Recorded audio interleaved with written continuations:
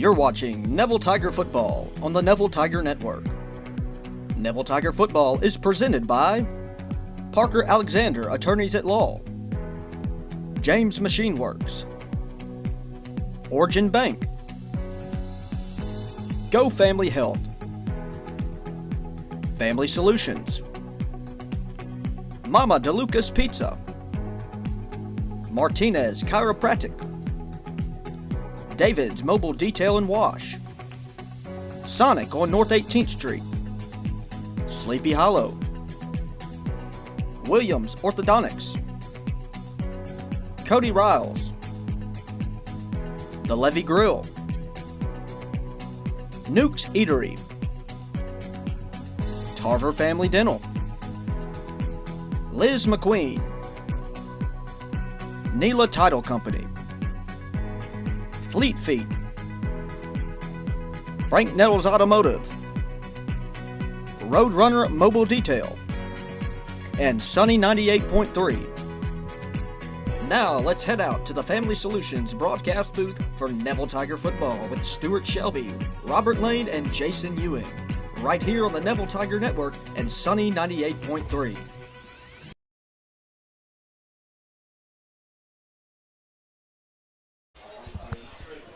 All right, good evening and welcome here to Bill Ruple Stadium for this district contest between the Neville Tigers and the Franklin Parish Patriots. We are here inside the Family Solutions broadcast booth, high atop Bill Ruple Stadium. We're getting forward to senior night here at Bill Ruple Stadium and a lot more activities. But first, let's go to this week's edition of Tiger Talk with head coach Jeff Tannehill. And welcome back, everybody. We're in our final segment here at Tiger Talk. We're live from Melvin's Restaurant here on Oliver Road in Monroe. There's a great crowd here tonight, as there is every Wednesday night. But anytime you feel like a nice meal, I mean, Melvin's is always, it's a Monroe staple. It has been here as long as I can remember, and it's just outstanding. I eat here quite a bit. Oh, yeah? I know. Even when it's not football season. I know it. But the staff here does a great job, and Melvin and Diane McCoy have always been big supporters of Neville High School. Yep. And we definitely appreciate them. All right, Coach, we were trying to go back. I believe it's, what was the last, was it 2008? Mm-hmm. The last time, I believe, we didn't win a district, or is it 6? Yeah, I think somewhere. It's 13, 14 years. It's been a while. There. It's been a while. Yeah. But, I mean, you got a chance to win another consecutive district championship, and it's Franklin Parish, a team that comes in 6-2. On the year, had a tough loss to Carroll, who's last week, which Carroll's been maybe the surprise team of Northeast Louisiana. Right. Knocked off Sterlington. I mean, they're 8-0 going into this. You might have there's a little stuff last week that happened that might affect that, but a good football team, and Franklin Parish would love to spoil because they have an opportunity to win a district championship. Yeah, this is the district championship. And it's been a while, I guess, since they've had maybe that probably since they were in AAA, and that's been probably 10 or 15 years since then. So it's been a little while. They were really good back when they were in AAA.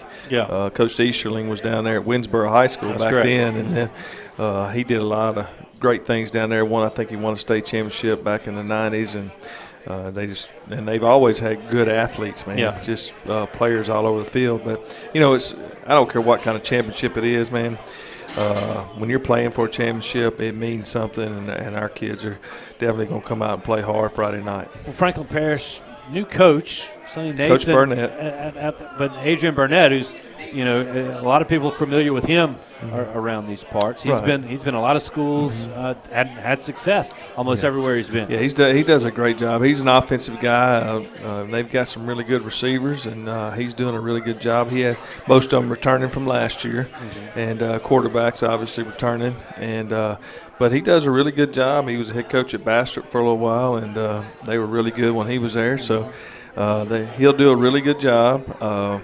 And then you got Coach Collins, Mike Collins. Yeah. Not our Mike Collins, but it's Mike another Collins. Mike Collins. But Yeah. he's been around 25 years. Yeah. He's been a defensive guy for a long time. He's from in that Oak Grove, and he's got that just a great football mind. They given us trouble the last 2 or 3 years in the first half, giving us some different looks, and they'll have a good game plan for us, I'm sure. And they've got a few more athletes than they've had in the past, and so it's going to be a good test for our Tigers. Yeah, one of the guys we were talking about is their quarterback, who's Bryce Curtis. I mean, he's a senior. You've watched that young. I think he's been starting dang near close to all 4 years. Yeah, he's part of his freshman year, and he's progressed. He's one of the keys to their success, as he's played a lot better, gotten a lot better over his few years at Franklin Parish. Well, he's gotten a lot better. He's grown. He's matured. You can look at his body and tell he's really worked hard in the weight room and in the off season. And he throws a good ball. Of course, he's got 2 or 3 wide receivers that are really good. Number 1, Javion White, is an 11th grader, really good player. Marshawn Whitley, and then Kendrick Thomas, and then Chris Addison. 17, 1, 2, 3. Yeah. And those are the numbers you'll see wide.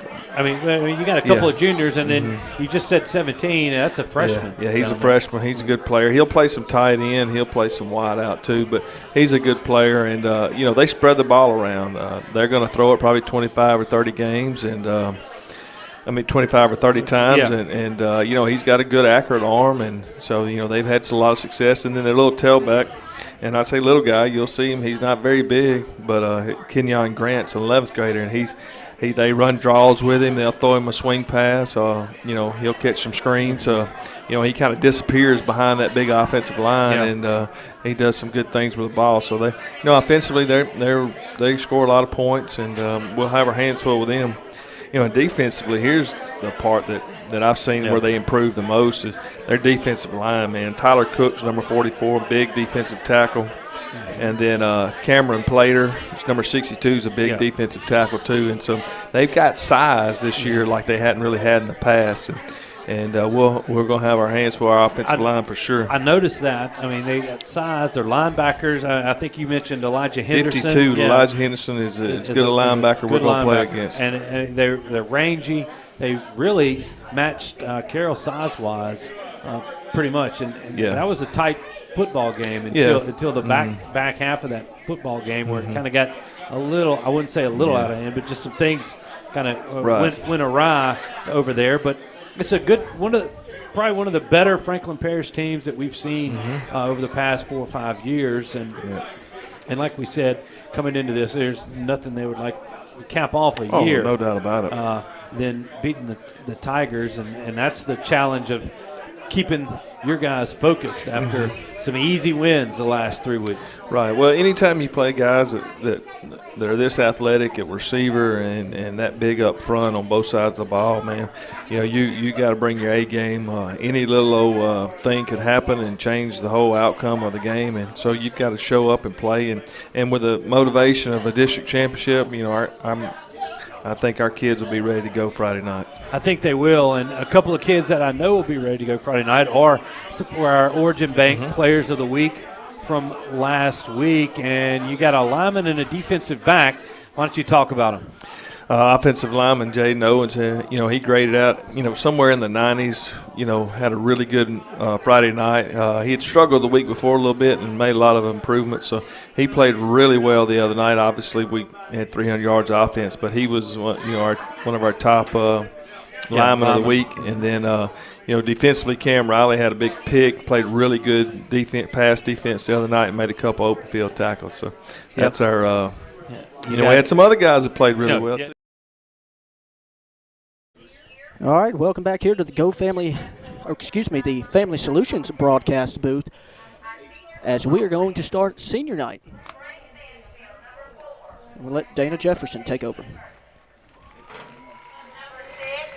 Henry Cable going to LSU. Number 7, Matthew Fobbs White going to ULL.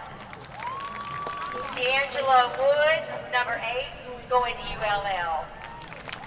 Number 9, Robert Tappan, Prairie View A&M University. Jacob Robinson, number 11, LSU. Number 13, Brooks Anzalone is undecided. And number 16, Chandler Pettis is undecided. Number 20, Jonathan Green is going to Alcorn State. Number 22, Rudy Dozier to La Tech. Number 23, Devin Bell will be going to Texas Tech. Number 43, Cobb Markle is going to Louisiana Tech. Number 52, Ronald Wilhite is going to U of H, University of Houston. Number 53, Salance Hurd is going to LSU. Number 58, Nehemiah Birdsong is going to Louisiana Tech. Number 60, Drew Gerald is going to Mississippi Delta Community College. Number 68, Jaden Owens is going, he's undecided. Number 82, Mason Shelby is going to La Tech. Number 89, Jade Gibson is undecided.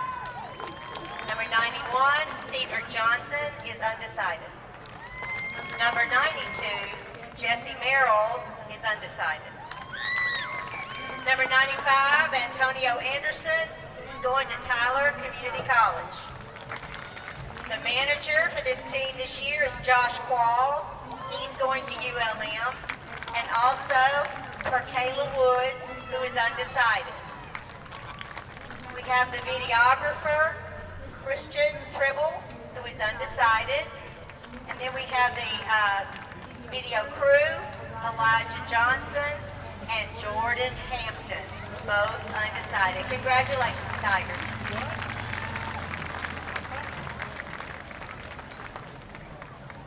And now for our Neville Band. Amory Brown, the percussion captain, is going to Louisiana Tech. Kaylin Cassio is going to ULL. Joel Hobbs, band captain, is going to Delta or ULM. Langston Jackson is undecided. Megan McDonald is going to University of New Orleans. Michael McCree is going to Harding University. Caitlin Phillips is going to Jackson State University. We're going to miss our band members. Good luck. Our Neville varsity cheerleaders, seniors, Adeline Bruniti is going to Ole Miss. Ella Scott Burkett is undecided. Claire Campbell, co-captain, is undecided. Libby Garrett is undecided. Riley Kelly, co-captain, is undecided. Rosemary Nolan is headed to LSU. Anna Plummer is undecided. Charlotte Robinson is going to LSU. Claudia Sitton is going to ULL. Ella Smith is going to LSU. Taylor Landry is undecided. And Breanne Washington is going to Grambling. Love our cheerleaders. Congrats. Our senior Tigerettes are Jayla Carter. She is undecided on her college. And Michaela Reed, who is going to Florida A&M. Congratulations, Tigerettes.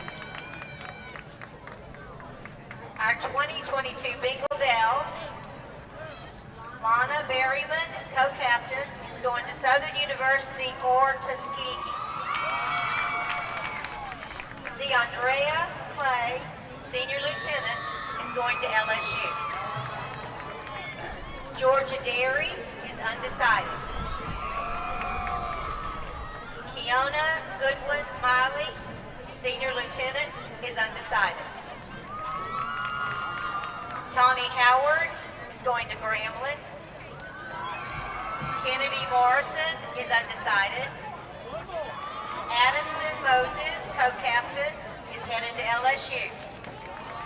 And Mallory Washington, our captain, is going to the American Musical and Drama Academy or the Hussein Studio in Hollywood, California.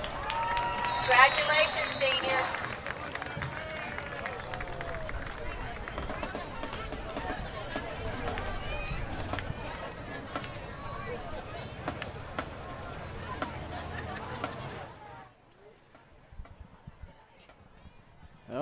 All right, welcome back here to the Family Solutions broadcast booth, as that was senior night. Senior night. Miss Dana Jefferson. Yeah. So I'm not hearing you. There you go. That's all right. There we are. I just turn it up just a little bit. Sorry, that was my fault. There you go. Yes, senior night here at Bill Ruple Stadium. Last time regular season game for these seniors here at Neville High School, from football to band, cheerleaders, Bengals, Tigerettes. Everything. All right, let's take. Why don't we take? 2-minute break? Yeah, let's take a 2-minute break. We'll be back with the Tigers' entrance to the field, the keys to the game, and all the rest of our pregame festivities here on the Neville Tiger Network and Sunday 98.3. Stay with us. Call David's Mobile Detail and Power Wash for all your detailing and power washing needs and soft washing capabilities, too. They detail cars, trucks, ATVs, UTVs, boats, and even planes. They offer commercial and residential hot water power washing on nearly all surfaces, including concrete, wood, and stucco. Give them a call, 547-3233, or visit them online at davidsmobiledetail.com, or stop by 2501 Washington Street in Monroe. David's Mobile Detail and Wash, proud supporter of Neville Tiger football. Being a strong team means accomplishing great things by working together. Being a Neville Tiger means striving for excellence in all things. Origin Bank and Neville High School share a long history of making a difference in our community. Together with the Food Bank of Northeast Louisiana, we're able to provide meals to children, families, and seniors facing hunger in Northeast Louisiana. Origin Bank and Neville Tiger football, always a winning combination. Origin Bank, member FDIC.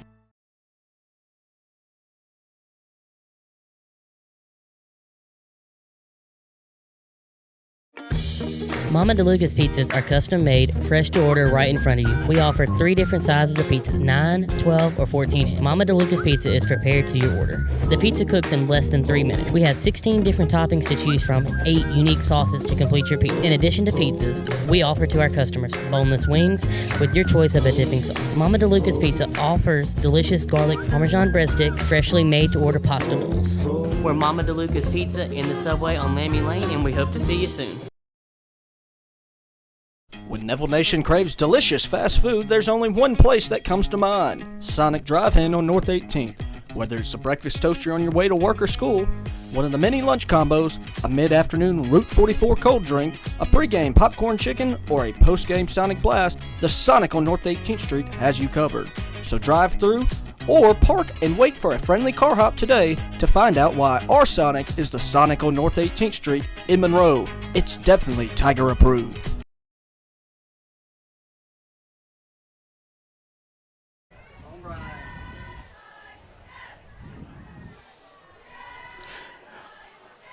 All right, everybody, welcome back into the pregame show here on the Neville Tiger Network. Stewart Shelby, Robert Lane with you. Heard from Will Anders there earlier.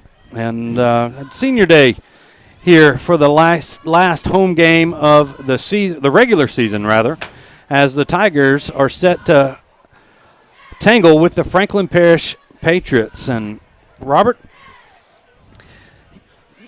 we had a big day here. We got a lot of more stuff coming for you here during the football game. We got a special presentation there between the first and second quarters of some good friends of yours and some just legendary members of the Tiger family, and we got to talk to them earlier today, and I really, really enjoyed that. And we're talking about Bill Johnson and Barry Rubin.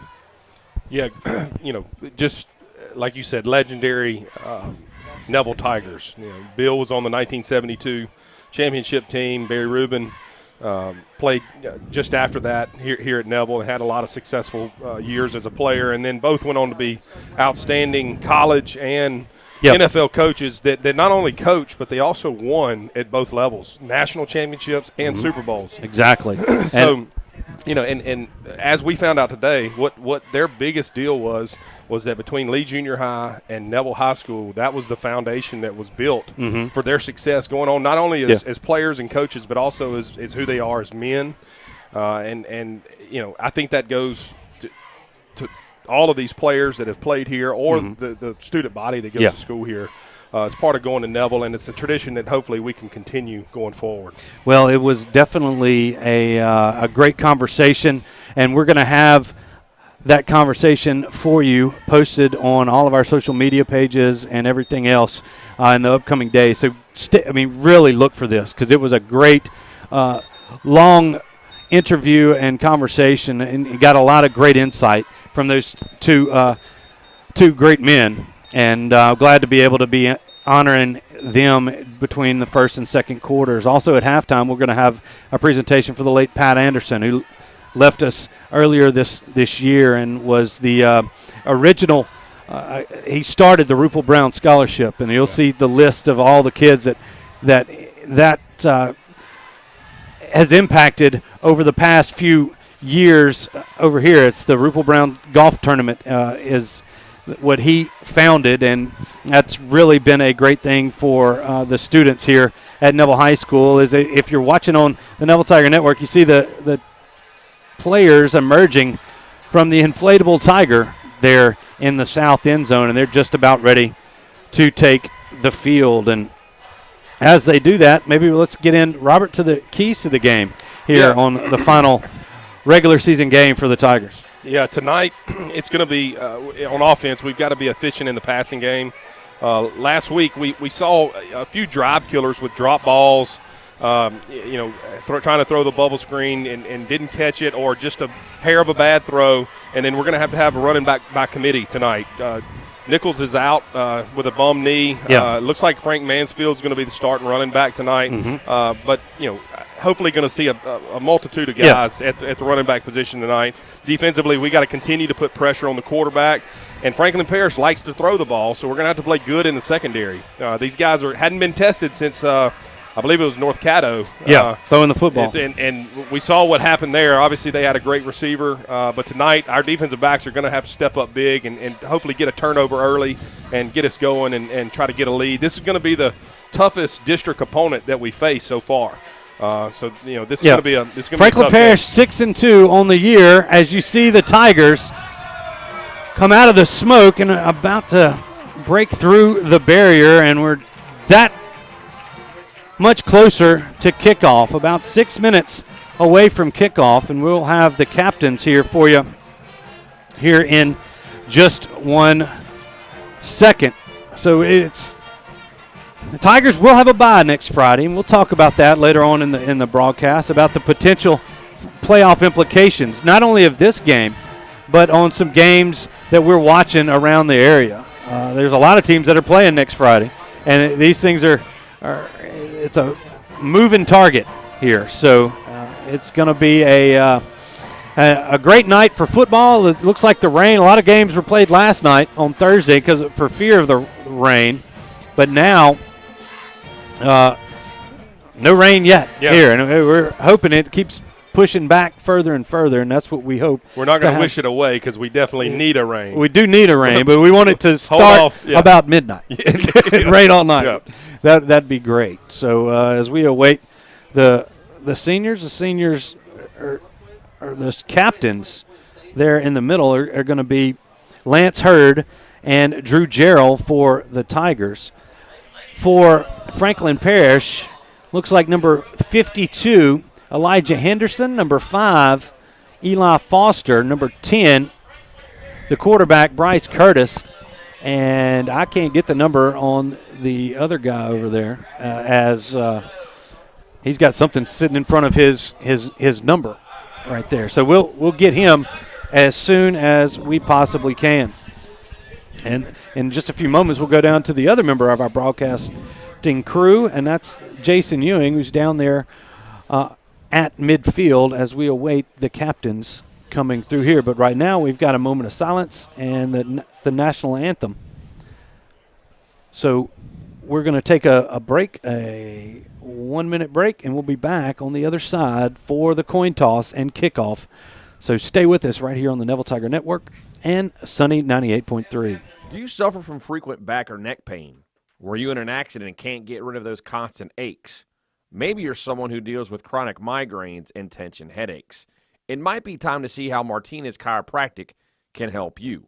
The goal of Martinez Chiropractic is to reduce or eliminate pain in just a few sessions using the latest in chiropractic technology. Don't suffer in pain another day. Call Martinez Chiropractic today at 318-654-4310 or see them in person, 1828 Tower Drive in Monroe. Winning is synonymous with Neville High School and Williams Orthodontics.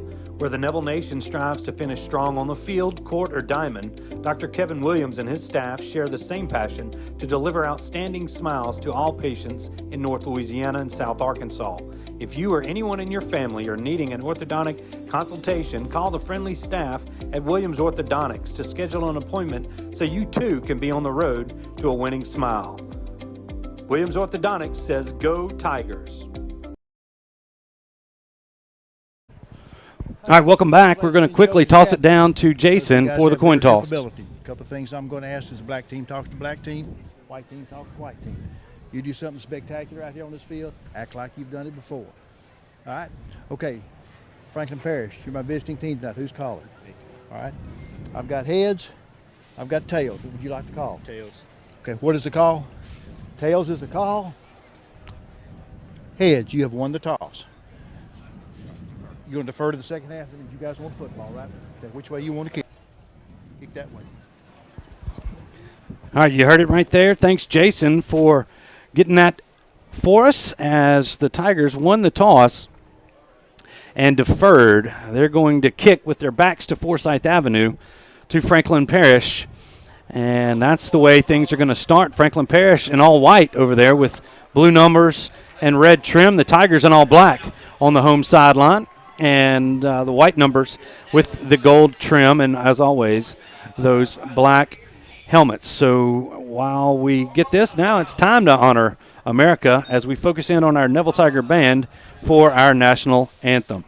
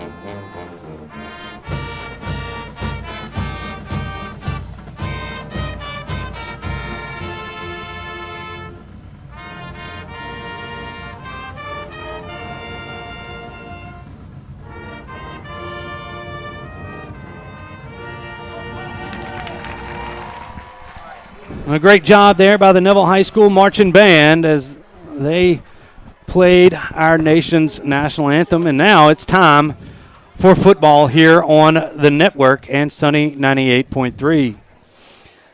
Tigers will be kicking it off to the Franklin Parish Patriots. Tigers looking to cap off, I believe, what is their 14th straight district championship. Yes, pretty impressive stat there. And that hadn't come all in the same district. There's been other schools involved, right. And obviously all in 4A this year, with it being a little different. I guess it was the same last year. It's the same district. No, it's a new district this year because we had. Last year we were with Minden. That's right, Minden and the Shreveport district, and we haven't been in the Alexandria district since, I believe, 2015, 2016. Yeah. But the one constant has been Franklin Parish. Right. Yeah, I know for the 3 years that we've been doing the Neville Tiger Network, we've had Franklin Parish. Franklin Parish used to be Winsboro. Yep. Have never beaten the Neville Tigers. They have tied them, I believe, in 1955. Okay. So going way there's back. There's your tidbit of info right there. Chandler Pettis has it teed up at the 40-yard line, and he's going to be kicking it south from Forsyth down to Hilton Street. I believe that's Javion White set deep to receive for the Patriots, and Marshawn Whitley. And this is going to be a pop-up that is going to be recovered by the Tigers. That's Tytron Hanley down there. It looked like Marion Elam had a chance to make a dive and catch on it, but the Tigers go for the pop-up and execute it perfectly. That ball is going to be downed at the Franklin Parish 23-yard line, and the Tigers are in business. Well, great job with film study right there. Obviously, the Neville coaches found something that they liked, and you could see Franklin Parish, the way they were lined up, they didn't have anybody far enough over on the sideline, and we pooch kicked it to no man's land, and we had our guy coached up. He didn't make the play, but fortunately the hustle by the other Neville Tigers were able to be there for the fumble, and we stole a possession right there. We're going to get the ball back after halftime now as well. All right, Frank Mansfield in the backfield behind Brooks Anzalone. They're going to do a quick throw out to Jaden Gibson. He's got it at the 23-yard line. Actually, the drive started at the 28-yard line. I was a little off right there. So a gain of, let's say 4. Going to be, 5. Second down and 5 as Cade Carter moves the old down marker over there. Doing a good job over there. Yeah, Neville just came out throwing the hitch, playing soft coverage, as you can see, up here to the boundary. So, that's easy catch and throw. Looking for the hitch and go to Hanlon. It's down the field, and it looked like Hanlon almost broke a little bit late on the pump fake. I think there was a miscommunication between Hanlon and the quarterback. Hanlon ran a hitch, and he saw the pump by Anzalone, and he was late getting out of his break there. Still almost made the catch, but there was a little miscommunication there on the signal from the quarterback to the wide receiver out there. All right, 3rd down and 5 now for the Tigers, just underway here at Bill Ruple Stadium as Anzalone calling for the football. He's got 3 wide receivers, 1 to the near side, 2 to the far. Frank Mansfield in the backfield. There's the snap. They take it out of Mansfield's hands, and then the throw goes high to Jaden Gibson. And after some great field position there on the little pooch kickoff, the Tigers are going to be forced to kick a field goal here. Yeah, it looked like that was maybe an RPO. The quarterback's got a chance to hand it if the numbers are right. Looked like we had the numbers right to give the ball there, but Anzalone chose to throw the backside slant and just didn't get a good grip and threw it a little high. Here's the snap. The kick is up from Chandler Pettis, and it is good. They say it's good. That's a 40-yard field goal. The tee was placed on the 30-yard line, and the Tigers take the lead right here 3-0. We'll be back after a 30-second break with more Neville Tiger football here on the network and Sunny 98.3. Sleepy Hollow Furniture and the Falk family proudly support our Neville Tigers. Just like the wide variety of athletics and academics Neville excels in, Sleepy Hollow offers your premium mattresses and adjustable bases. Every kind of home furniture, and just in time for your favorite season, quality in-stock patio furniture ready for the big game. Come shop your Neville Tiger family at Sleepy Hollow Furniture.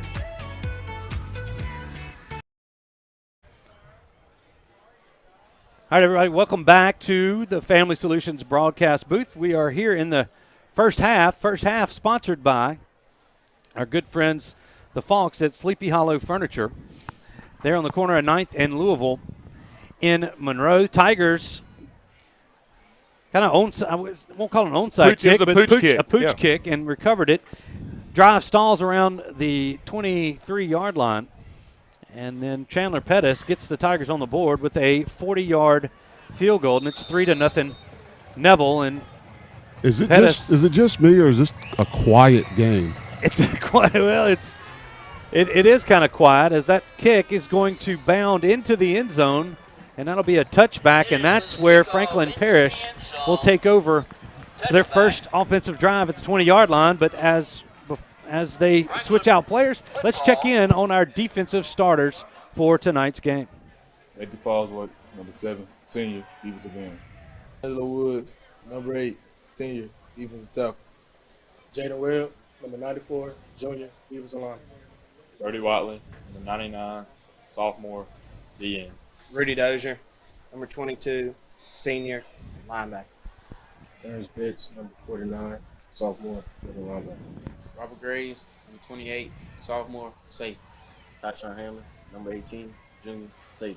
Julian Burns, number 30, freshman, defensive back. Kevin Bell, number 23, senior, defensive back. Cam Riley, number 27, sophomore, corner. And a great job there as you come back to live action. The Tigers have recovered a fumble as Bryce Curtis dropped back to pass, and Matthew Fobbs White was in the backfield in a hurry, forced the fumble. I think Rudy Dozier came up with the recovery. Yeah, great job there by Fobbs White. He's been pretty much unblockable here the last 5 or 6 games, and you can see there just coming around the end there and wasn't Dozier, that was Brody Watley on the recovery. Yeah. Sorry. But going back to the first opening kickoff, Neville steals a possession. Those 3 points are free 3 points. They did that by special teams.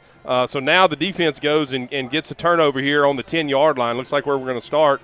And, Neville offense will start. And hopefully this is their really, this is another stolen possession. Exactly. That was one play. Turnover, yeah. One play and a turnover. The Tigers come back out to the line of scrimmage with 2 tight ends.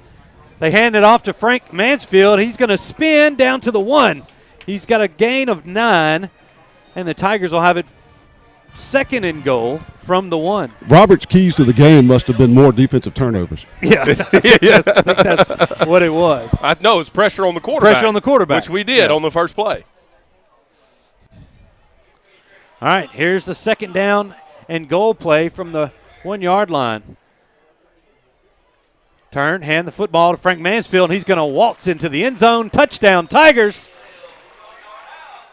So just that quick, the Tigers are up 9-0 as we await the extra point from Chandler Pettis.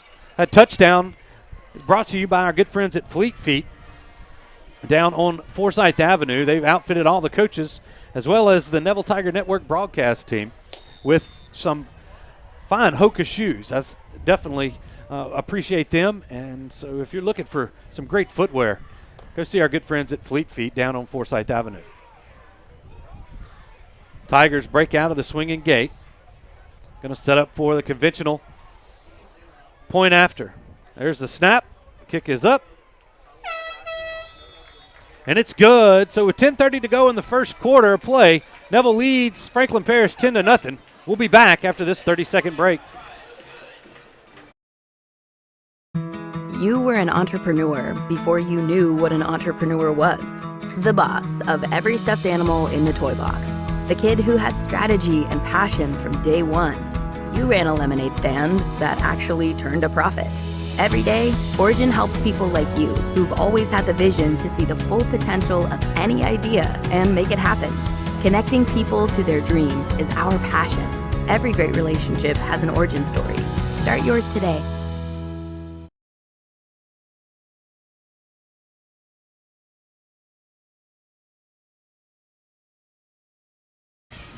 We're back live from the Family Solutions broadcast booth. Jason Ewing, you have a few observations from down on the field, and you said it's kind of an eerie quietness. It is, man. It's weird. It's like both stands are just kind of sitting back, just relaxing, watching the game. There's no hooting and hollering, and Franklin Parish has come out a little flat because of it. Well, the Tigers stands, nice crowd here on senior night, and looking to win. Like we said, that 14th consecutive district championship. Pettis, once again, has it teed up at the 40. Let's see what they pull out of their bag of tricks right here. He's going to kick it deep. It's going to be just a single back. I believe that's Marshawn Whitley. He's got it around the 10, and he's going to be bottled up at about the 23-yard line. And the Franklin Parish Patriots will try things out on offense again here, Robert. Yeah, you know, our kickoff coverage team has really improved the last few weeks. Coach Gregory, I believe, is the special teams coordinator and coach, and he's done a good job of teaching these guys. Early in the year, we had some big returns on us. We were running past the return guy. Now I watch those guys. We broke down and we made the tackle. We weren't going for the big hit. Just make the tackle and let our defense go to work. Bryce Curtis from the pistol formation. He's going to hand it off, and that's not going to get much. It's going to lose a couple as Rodney Boyd faced pretty much the entire defensive line from Neville. They ran into him around the 21-yard line, so a loss of 2, actually 3. It's going to be second down and 13 for the Patriots.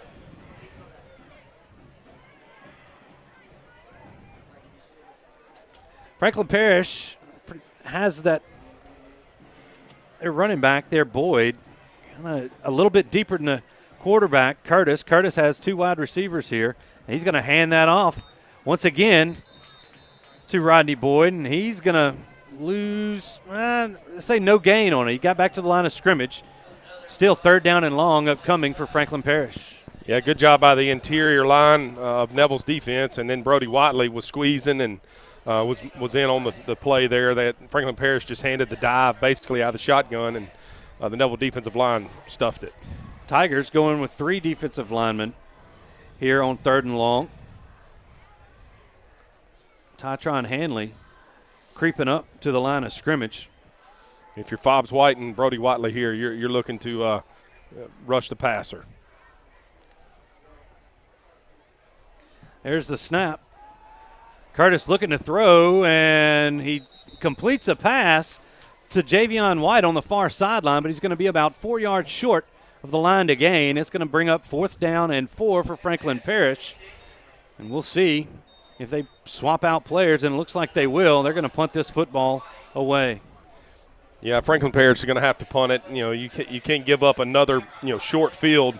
Their defense has had to start both drives on a short field, so Franklin's going to need to get off a good punt here and try to start fresh on defense. I can't get the number on the big man punting, but he's a big guy. I think that was 54, Garrett Hunt. Punt's going to be fair caught by Jacob Robinson at the Neville 41-yard line, and the Tigers will start their third offensive possession. Yeah. On their side of the 50. Yep, another fairly short punt or short field that the offense is going to have to start off with. You know, you'd like to see this passing game, like I said in the keys of the game, be more efficient. You know, that first drive, we completed the hitch, and we had a miscommunication on the hitch and go, and then we threw the slant high.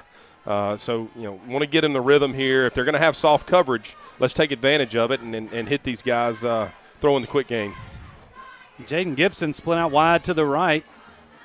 That's Hanlon and Vaughn as they're going to go with the reverse. Jaden Gibson fumbles the pitch, and fortunately for the Tigers, he picks it up and gains a few yards, but overall it's going to be a loss of 3 right there. And that's the second time on the reverse that we fumbled the exchange. And that's something that they rep in practice. I mean, that's not something that you just come out here and do, and then they're not going to run it unless you get it right in practice. But what happens is the speed of the game picks up, and we fumbled it last week and then this week. And you look there on the Parker Alexander replay, you saw Jaden Gibson's head turn downfield, and there was a lot of green grass. Yep. Got a little ahead of himself. All right, second down, 13 now. Shelby motions across the formation. They're going to turn, hand this off.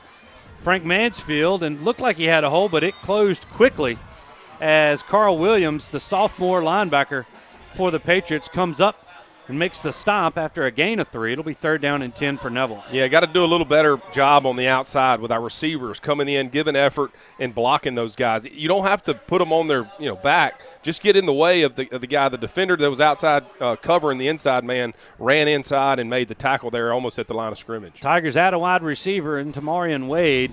They're going to be bunched up to the near sideline on the hash as the Tigers, I was heard jumped a little early. We're going to back them up 5. Yeah, Franklin was showing a little pressure off the edge to the field there, and Hurd was he just got to hold his water. He was going to try to kick back and pick that guy up.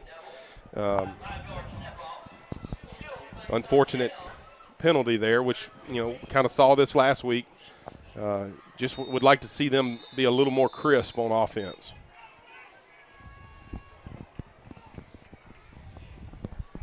All right, same formation for the Tigers after they back them up 5. Anzalone drops back to pass. He has time. He's looking down the field. He's got Hanlon, and the ball is caught at the 30-yard line. He falls forward. They're going to mark him down at around the 26-yard line. Nice little post pattern there from Hanlon. We're going to start calling Hanlon post because he's got that down, and Anzalone has it down. They've got a chemistry there on that play. They've hit it, a big one, just about every game. It's a big play there by Hanlon and good throw there by Anzalone. All right, Anzalone, Tigers moving quick here. Turns, throws it right back to Hanlon. The wide receiver screen makes a cut around the 25-yard line. He's going to get forward to the 20. It's going to be 2nd down and 4 for the Tigers. And the Tigers moving so fast, we got to get to the offensive starters here in just a second. All right. There's Anzalone, calls for the football, turns, hands it. Frank Mansfield pushing forward. He's going to be across the 15 to the 14-yard line. That'll be a 1st down for the Tigers, and a 1st down is brought to you by the Sonic on North 18th Street. Yeah, good run there to, get the 1st down. Good job by the offensive line of getting the push and moving the sticks there. Tigers once again bring the tight ends back out there. They're going to have Jaden Gibson and Bradley Hanlon split out wide here to the near sideline. There's the snap. Handoff. Frank Mansfield looking for the corner. He's got it. He cuts upfield at the 10, and then he's clotheslined at around the 8. Yeah. Flags are going to come flying as the Franklin Parish defender, I believe that might have been Javion White, came up and took him out a little high, and Frank Mansfield going to walk up gingerly as you see this here on the Parker Alexander replay. Mansfield with a nice run as he cuts it up, and, grabbed him by the face mask and brought him down. That's a scary tackle for anybody. It is, and, running back may slip Hanlon a little something out there to hold his block a little longer. You can't just catch the post and look good. But no. I mean, the defensive back, did a good job of fighting inside the block, and you just got to watch the clothesline. You got to go and make the tackle. It was as bad as it looked. Yeah. Well, after the penalty, it was a half the distance penalty. The ball is placed on the 4-yard line. It's 1st and goal, Tigers. And now Jacob Robinson is in at running back for Neville. There's Anzalone. Turn, hand it to Jacob. He's going to be in for the score, virtually untouched. Nice push by the Tiger offensive line there, and the Tigers tackling 6 more. Yeah, good drive there by the Tigers. We had a little slip up there with a penalty on 3rd down and had the fumble that backed us up, and we hit the post and got the drive going and completed it there with points to go up 16-0 here, pending the PAT.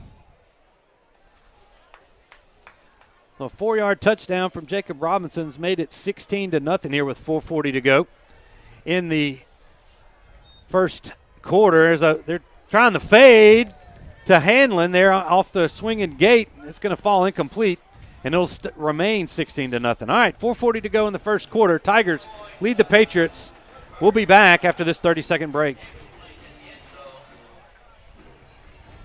I'm Dr. Scott Shelby with Family Solutions. When you hear the words Family Solutions, you may not know that we're a comprehensive, strength-based counseling and psychiatric clinic. Family Solutions provides psychiatric care, individual and couples therapy, child and adolescent counseling, psychological testing, medication management. We also provide occupational therapy, physical therapy, speech therapy, and ABA therapy in one convenient location. For more information on how we can help your family today, visit FamilySolutionsCounseling.org.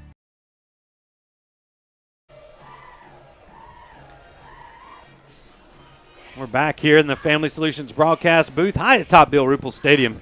on the campus of Neville High School in Monroe, Louisiana. Glad everyone's joining us here tonight, either on the Neville Tiger Network or on listening to us there on Sunday 98.3. Tigers lead the Patriots 16-0 as it's been all Neville since the opening kickoff.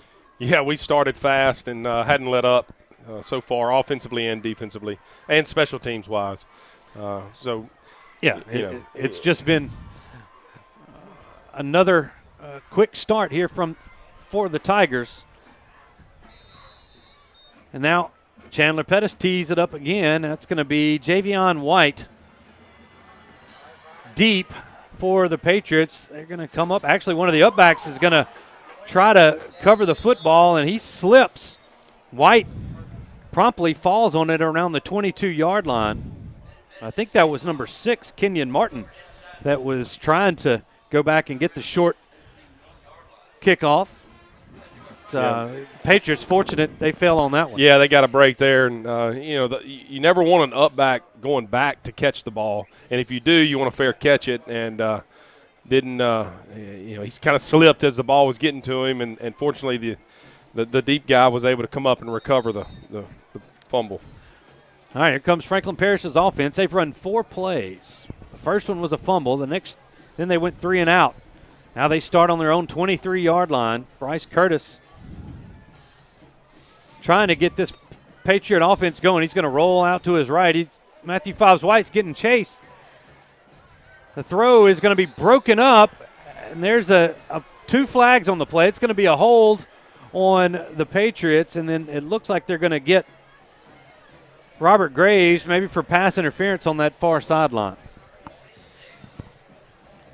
You see it here on the Parker Alexander replay. There's the hold trying on Fobbs-White, and Graves got there a little bit early as he was looking for Javion White. Those penalties will offset, and it'll be 1st and 10. Ball remains on the 23-yard line.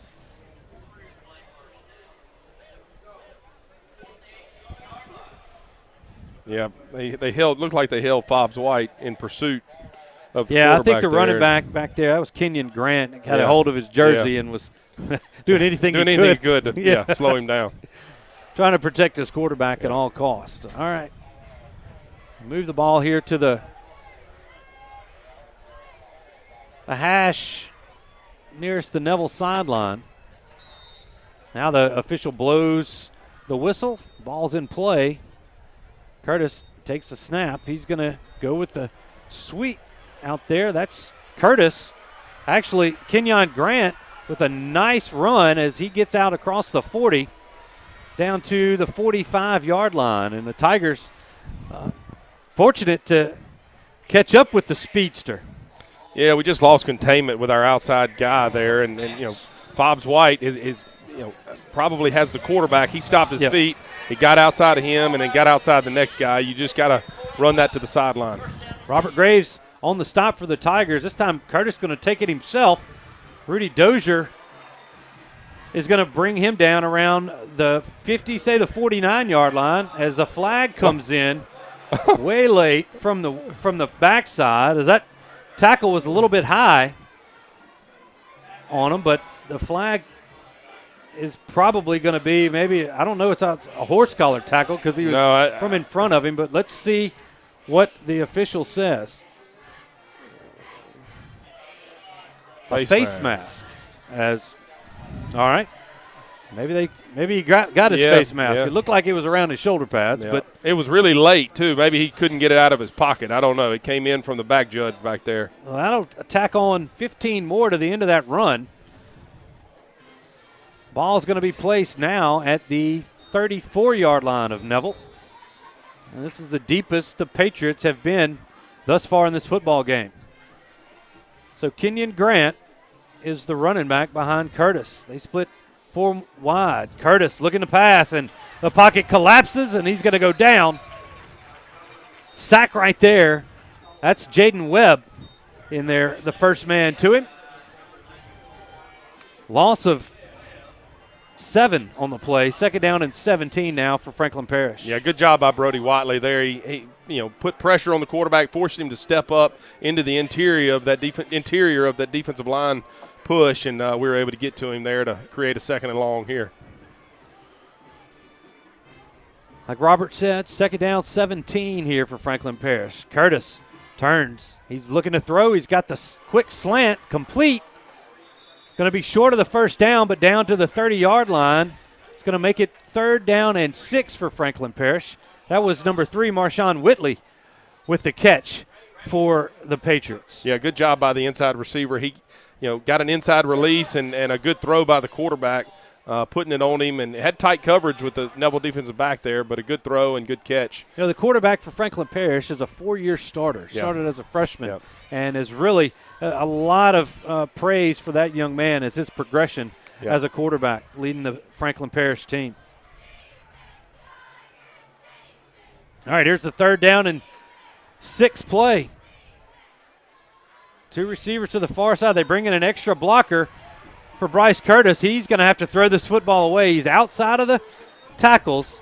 He throws this to nobody, and they're going to live to see another down. We'll see if they go for it. I would assume, being this deep, that Franklin Parish is going to try to out on 4th down.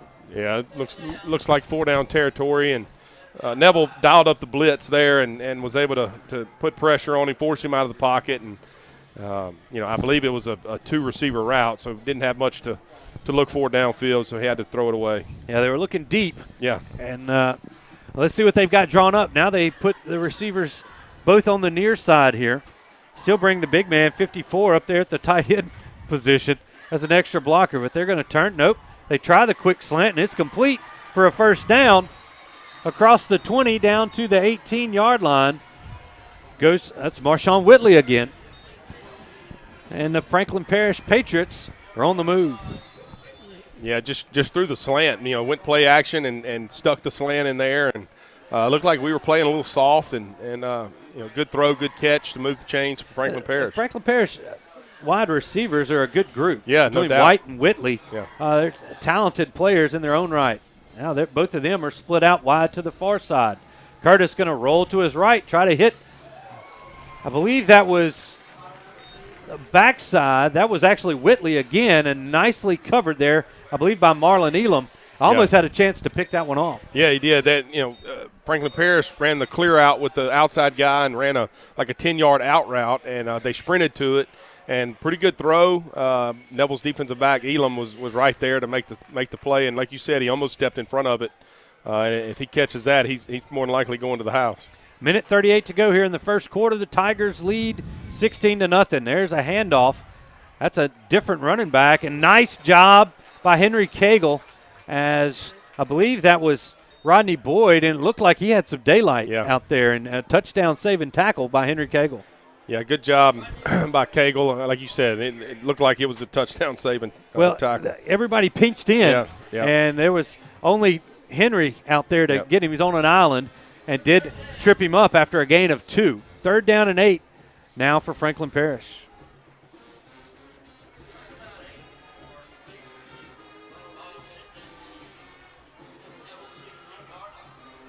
All right, ball's placed at the Neville 16. Here's Curtis from the shotgun. He's going to bring Whitley across the formation. They fake the forward pitch to him. Going to throw the corner, and it is going to be caught for a touchdown. Javion White. Man, that was a nice route and a nice throw. Yeah, great play. Did a little play action, and I'm not sure what happened with our DB over there. They just ran basically like a post corner, and it was a great route and a really good throw, and he was wide open. Yeah, Cam Riley just kind of got him and Graves kind of got crossed up there as he makes the cut to the outside. Well, here out comes Jackson Cordill for the extra point. The snap's back, the kick is up, and the kick is good. 44 seconds to go in the 1st quarter. It's now Neville 16, Franklin Parish 7. We'll be back after this 30-second break.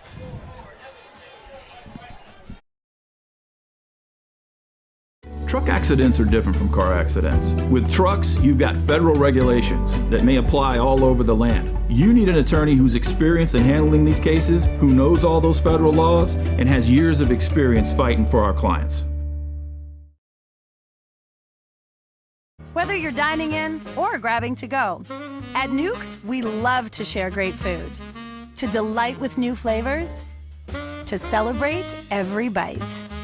Join us at Nuke's Eatery.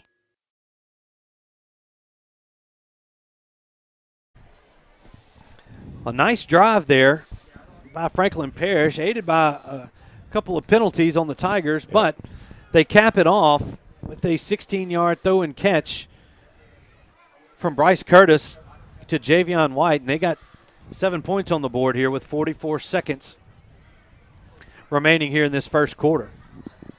And in the between quarters, we will have that presentation for Bill Johnson and Barry Rubin, and we'll have it right here on the network, so stay tuned for that.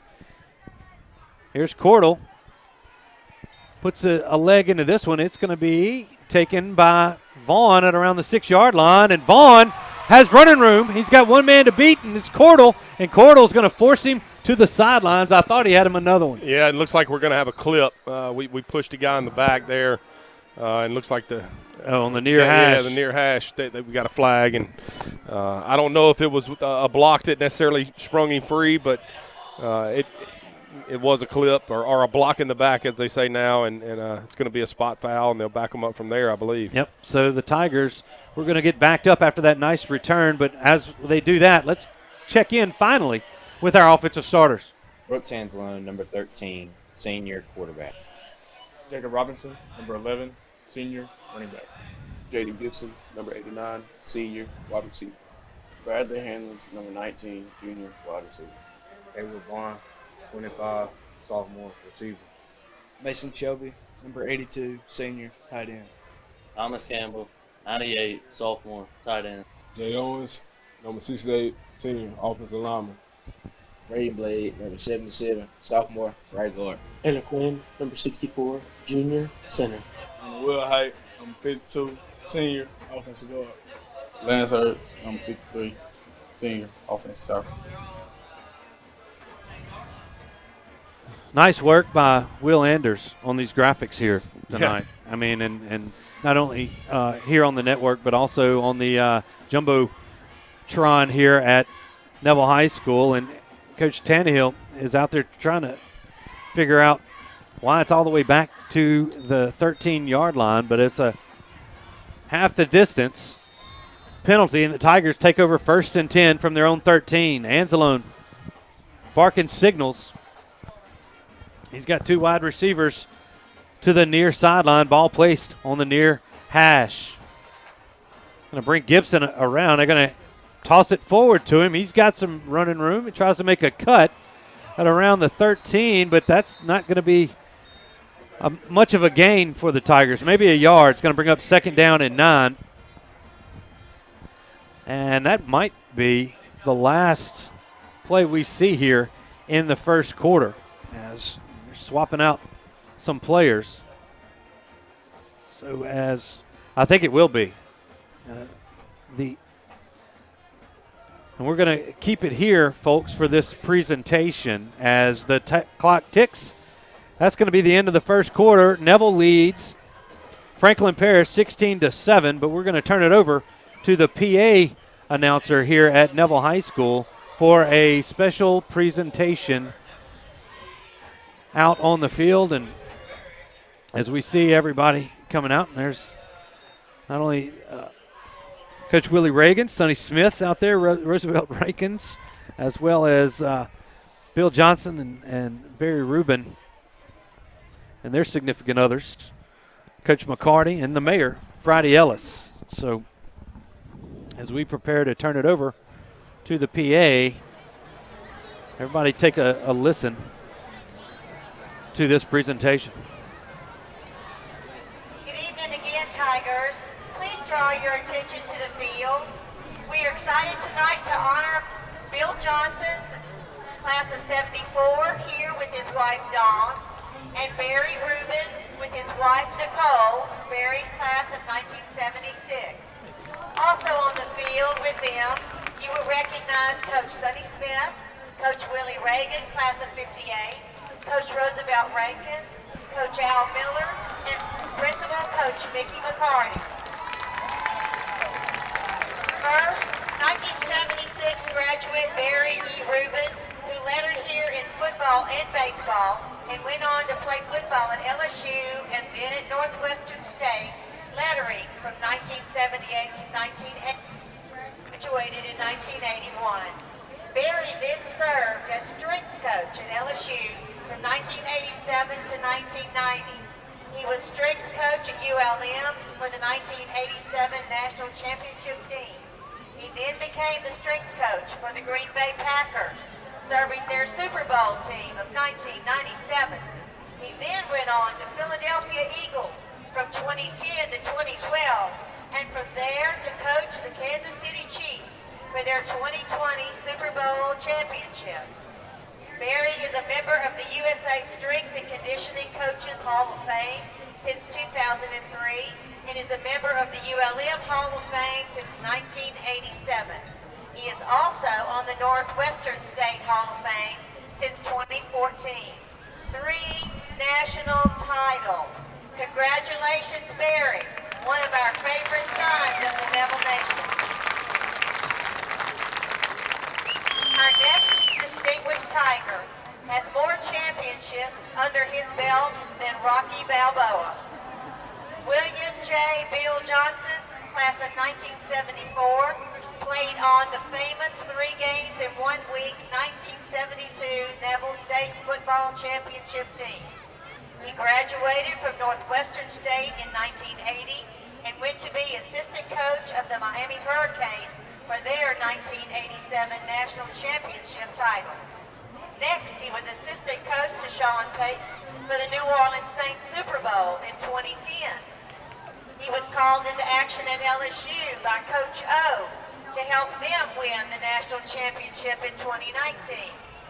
He served as assistant coach of the Birmingham Stallions USFL 2022 championship this year.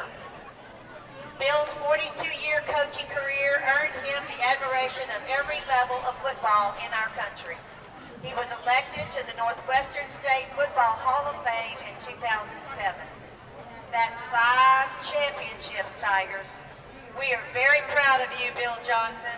Tiger pride and love to you. We are honored tonight to have Mayor Friday Ellis to make a proclamation honoring these 2 accomplished Neville Tiger football player alums. Mayor Ellis. Thank you. Gentlemen, thank you so much for coming back home so we can honor you all. It is a very special evening that I am happy for this opportunity to be standing on the Neville High School football field tonight, paying tribute to 2 of these men and their outstanding contributions to the sport of football. On behalf of the citizens of Monroe and football fans across the U.S., as Dana just summarized your accomplishments and contributions, I'm proud to honor both of you as our very own hometown heroes with these proclamations. Now therefore I, Friday Ellis, Mayor of the City of Monroe, Louisiana, on behalf of the Monroe City Council and our citizens, hereby recognize Barry Rubin, William J.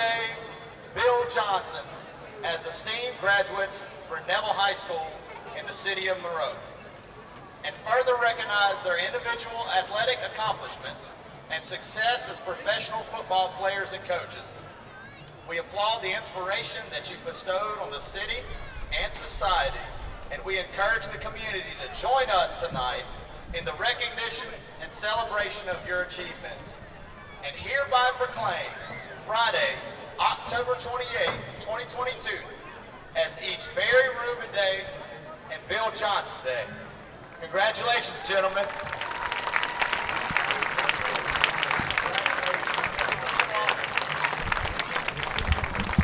As you see that presentation wrap up there on the field, just a couple of special men, not only to the Neville community, but the coaching community, and not only good people, you know, on the field, but off the field, and it's just great. We hope to be catching up with them, with Jason Ewing here at some point here in this second quarter. But it's time to back to football. It's a little a longer quarter break than we normally have, but the Tigers have the football at their own 14-yard line, rather. Second down and 9 upcoming here. Now the official blows it back into play. And I know Jason will be efforting getting those two down there. There's a handoff. Jacob Robinson's tripped up as he tries to make a cut. I think that was number 44, Tyler Cook, in the backfield. He's going to be no gain, maybe a loss of one on the play. And it's going to, they're going to say no gain. Third down and 9 here for the Tigers. Yeah, it looked like he just kind of, he got run into more than likely, not necessarily tackled and lost his footing. He had a hole there, but just lost his footing there at the line of scrimmage. Now they move a wide receiver. Got 3 wides to the far side, 1 to the near. Anzalone's looking, throws it off to Caleb Vaughn. He's got running room up the near sideline. He's going to have the Sonic first down as he gets pushed out of bounds at around the 36-yard line. Nice little play call. Yeah. They kind of cleared it out for him and snuck Vaughn out from the X. Yeah. Well, they went trips, and he was the inside guy coming across the field, and he came open on the crossing route. All right, Anzalone moving. Tigers moving quick. Hands this to Jacob Robinson. He's got some positive yards out to the 40-yard line. Gain of 4. It's going to be second down and 6 for Neville. Yeah, good run there on first down, getting about 4, almost 5 yards. Create a second, medium here. That's what you want to do. You got to stay on track as an offense. You don't want negative plays that back you up, whether it's penalties or bad plays in the running game. All right, there's Anzalone once again dropping back to throw. He's going for the big bomb. He's got Gibson at the 20. It's caught, and he's going to be wrestled down inside the 10 at the 8-yard line. Yeah, great job. We've seen Gibson this year, running these posts, and he was one-on-one. We got behind the safety, and he just outran the guy, and Anzalone made a good throw, and a huge play there on second down. And great protection by the offensive line. Hey, Tigers once again going quick. They give this to Mansfield. He's going to be out across the 5 to the 4-yard line. It's second down and goal for the Tigers. And if Jason down there on the sidelines, maybe if the Tigers can punch this in, we'll go to you in between the score and the kickoff. All right, here's Jacob Robinson. He's got the football. He's met hard at around the 2-yard line, and Franklin Parish is not letting him in there so easy.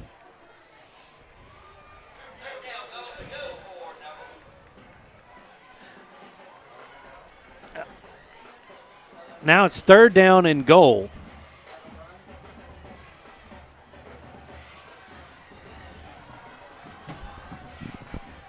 All right. Frank Mansfield in the backfield for the Tigers. They're switching out a few players as they run it. This one down to the left side. He's going to be pulled down from behind at the 1-yard line. It's like it kind of. Yeah, it looked like he was going to walk be right in, yeah, and then somehow he bounced it outside a little bit, and as goes outside, he's kind of grabbed from behind there. That was number 15, Johnny Goods. All right, 4th and goal from the 1 for the Tigers.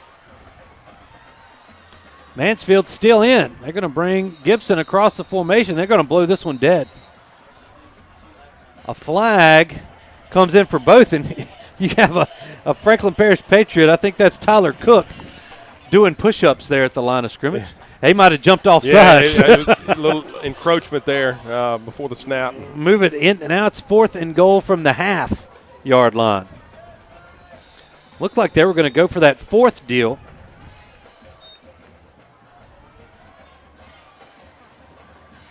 Let's see what the Tigers line up. Looks like they've got Campbell in the backfield there on the wing. They're motioning him over with Shelby. Turn. Now Brooks Anzalone, the quarterback keeper, and he's in for the score. Touchdown, Tigers. I believe that's Brooks' first rushing touchdown of the year, and the Tigers tackle on 6 more. Yeah, they just ran the quarterback run basically right behind Big Herd and the tight end Shelby and Campbell, led in there. It's basically the quarterback lead, and it looked like that whole left side of the line just caved in, and good job putting it in there on 4th down. Tigers with the swinging gate here. Went for it on the last try, didn't get it. Now they're going to come back into a standard point after formation.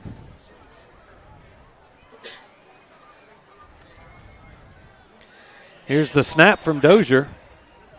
The hold is good. The kick is up, and it's good. So 8:43 to go here in this second quarter. The Tigers tack on 7 more. It's 23-7, and let's go down on the sidelines. We've got a couple of special guests with us.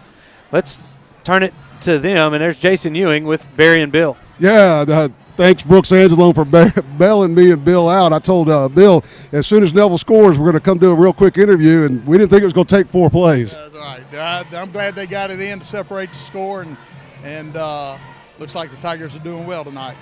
It's got to be a huge honor to come back to Monroe and get recognized not only by your high school but also by the city for all the achievements that y'all were able to accomplish throughout your careers. I know it's an honor for me just being here talking with you, but how does it feel to come back home to Neville High School in such a celebratory, stature? It's very humbling, and I really appreciate everything and everybody, and I love Neville High and Monroe, Louisiana. Thank you very much. We certainly enjoyed it. And Bill, you were here to celebrate the state championship team a couple of weeks ago, and we get to see you again. It's always a pleasure. It's always good to come home. Yes, it's sir. Always good to it's come always home. good to see you. What's next? I don't know yet. I just wake up every day and figure it out. But I'll do something in football, and I'll help out some people and do something. But it's not going to be full time. I can tell you that. Y'all definitely earned it. We certainly appreciate taking the time with us. All right. Thank you. Thank you.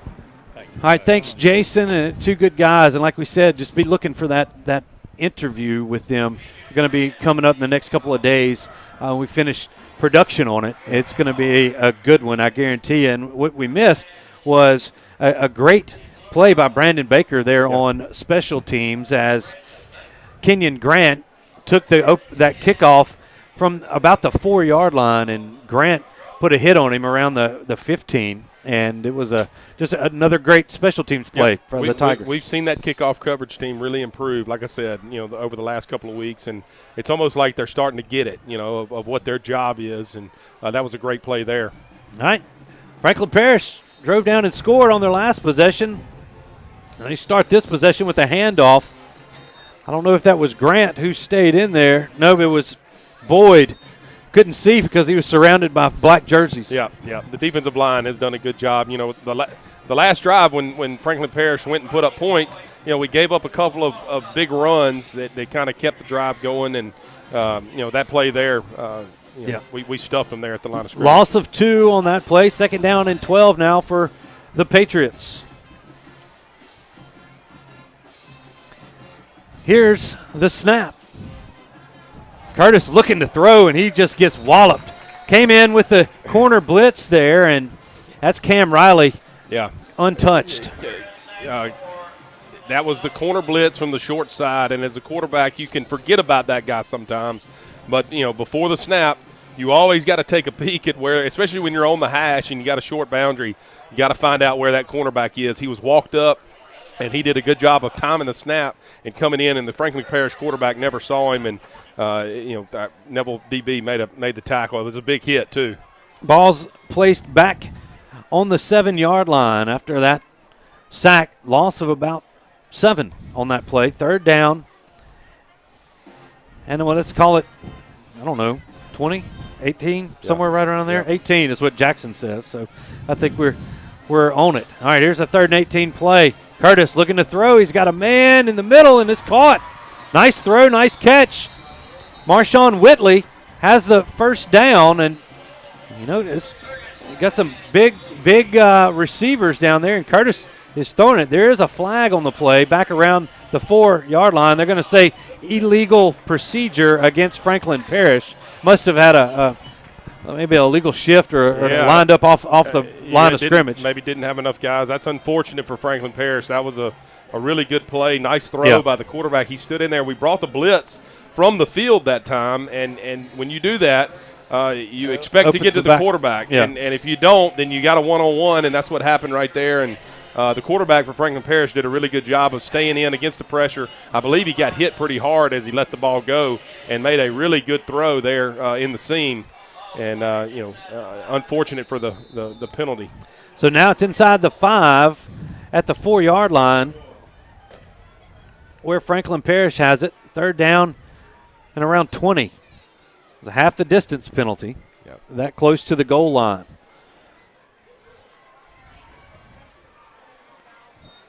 Here's Curtis is going to take it himself. And he comes back. The ball's fumbled. It's picked up by Henry Cagle. He's trying to fight his way into the end zone. He's going to come up a little bit short as he's forced out of bounds at the 5. And Curtis went on the read option, comes in the middle of the field, and I didn't see who made the hit, but the ball popped out around the 15, and Henry Cagle was there to pick it up. Yeah, it looked like I couldn't tell. It looked like somebody came over from the backside and stripped it. And that's not what you want to do. You know, you're basically conceding. You want to get yourself from backed up so you have room to punt. So unfortunate there for Franklin Parish, fumbling the ball, and obviously Neville's going to start. It was Rudy on the front side and D'Angelo Woods on the backside. Right. D-Woo on the backside, yeah. A little low and high action, and the Tigers, once again, the beneficiary of some great field position here, as they have it on the Franklin Parish 5. 6:46 to go in this first half. Neville leads 23-7. That's Jonathan Green in there at tailback for the Tigers. Going to bring Gibson in motion. Going to turn and actually going to throw it a little bit behind Gibson. They faked it to Green. Yeah. And that one was just it's RPO. Yeah. I'm looking at Coach Tannehill and Anzalone, and Anzalone patted his chest like, my bad, I should have given it. Yeah. Anzalone was going to try to steal him one there, and it's tough. It's tough on the quarterback. You've got a lot to decipher in a split second. Do I hand it, or do I read it and throw it, or do I read it and run it? So there's 3 different options there that you can do. All right, 2nd and goal from the Franklin Parish 5-yard line. Anzalone has a snap, looks, throws it in the middle. That's Shelby. Touchdown, Tigers. Mason's fired up. Yep. Big touchdown. He told me in the line on senior day that they got like this slip screen, and I'm going, when's that coming out? Special moment. Yep. Well, good route by him, and he just ran a spot route and in the end zone, and Anzalone did a good job of sticking it right on him and had a great catch. Not much makes me speechless right there. There's nothing better than seeing your son or daughter succeed. That was cool. There's the extra point. Looked like they might have got a hand on it, but it got through the uprights. Pettis' extra point is good. The Tigers tack on 7 more. It's 30-7. Tigers. We'll be back after this 30-second break right here on the network and Sunny 98.3. Hey Neville Tiger Nation, this season if you find yourself feeling a little under the weather, visit Go Family Health on North 18th Street. They cover flu shots, sports physicals, sick visits, annual visits, or if nothing is wrong, they can do your regular checkup. Go Family Health has a happy staff, clean office, and they can take care of all your family's health care needs. This is Tiffany Terra with Go Family Health. We love our Neville Tigers, and we want to thank all of Neville Nation for always supporting Go Family Health. All right, everybody, welcome back to the Family Solutions broadcast booth. We're going through some scores here. We have some not too many close ones going on around the area. We will have those scores coming up for you on the Martinez Chiropractic in-game scoreboard, as well as the halftime performances coming up on the Go Family Health halftime report. So stay tuned for that. It's 30-7 Tigers, 6:36 remaining here in this first half. Chandler Pettis once again has it teed up. It's been a while since I played golf. I don't know why that's still in my head. All right, here's the kick. It's a nice leg into this one. This one is going to get into the end zone for a touchback. Franklin Parish will take over on the 20. Yeah, nice drive there by by Neville, although they had a short field. Yeah. We were able to stick it in the end zone and to go up 30-7 here. 6:36 left. We're doing what we expected to do. Take nothing away from this Franklin Parish team. They are probably the most athletic and best district team that we're going to Javion play. White and Marshawn Whitley, they're two wide receivers. They're both juniors. Love to have them here. Exactly. They're studs. Number 1 and number 3 can play the game, and they got some good-looking ones as well, as Chris Addison is out there lined up right. And I believe that's number 4. Desarian Ellis is a freshman, as they hand this one off to Boyd, and it's some tough running, and then he's finally met by the defensive backfield of Neville after a gain of 8. It'll be 2nd down and 2 for Franklin Parish. Yeah, it looked like Rudy lost his feet. He kind of threw himself there at the open field tackle, and was able to let him out. It was kind of a one-on-one tackle there, and we missed it. Allowed for a nice gain there on 1st down. All right, here's the 2nd down play. Curtis looking to throw. He's got a man open on the far sideline. That's White. It's going to move the chains for Franklin Parish. Ball's going to be placed at the 36-yard line of Franklin Parish.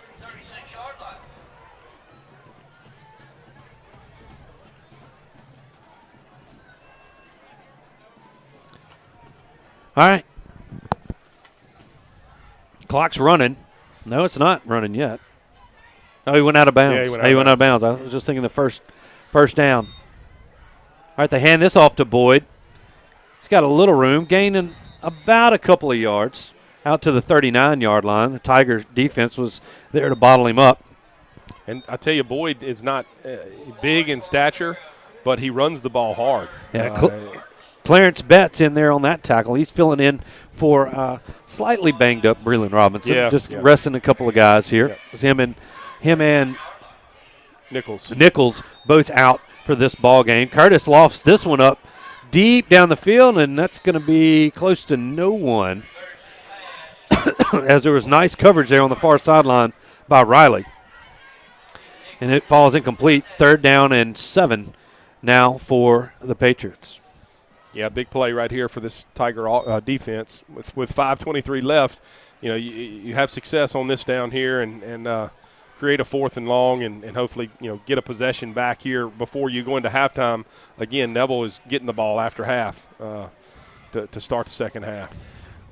All right, he's going to send his running back out in motion, and a nice job. They read that perfectly. They tried to fool the Tigers by sending Boyd out of the backfield. They look back to Javion White, and you saw the defensive back coming in there. I think that might be that's great. That's Hanley. That's Tytron Hanley. That's right. Hanley with a nice stop, and now it's 4th down and 7 for Franklin Parish, and they're going to have to punt this football away. Yeah, great job there by the defensive back, reading the screen, and he came up like he was shot out of a rocket and made the tackle too. He didn't leave his feet. He wrapped up and made the tackle there to create 4th long and a punt here for Franklin Parish. Garrett Hunt standing at his own 25-yard line. Jacob Robinson set to receive this one. He's standing around the Neville 30. Punt comes. It looks like they could have gotten it, and it is on the ground, but I think Robinson fell on it as he called for the fair catch, came up from it, and then just short-armed it a little bit. Yeah, he's got to know if he calls for the fair catch, he's got to hold his water. They can't touch him. And there was a host of Franklin Parish guys that were, tracking him down, and they got a little close, but he just got to trust it that if he calls a fair catch, just catch it and let them. If they do hit you, it's a penalty, and you got to take one for the team. All right, so now it'll be 1st and 10 Tigers. They take over at the 28-yard line with 4:23 to go in this first half.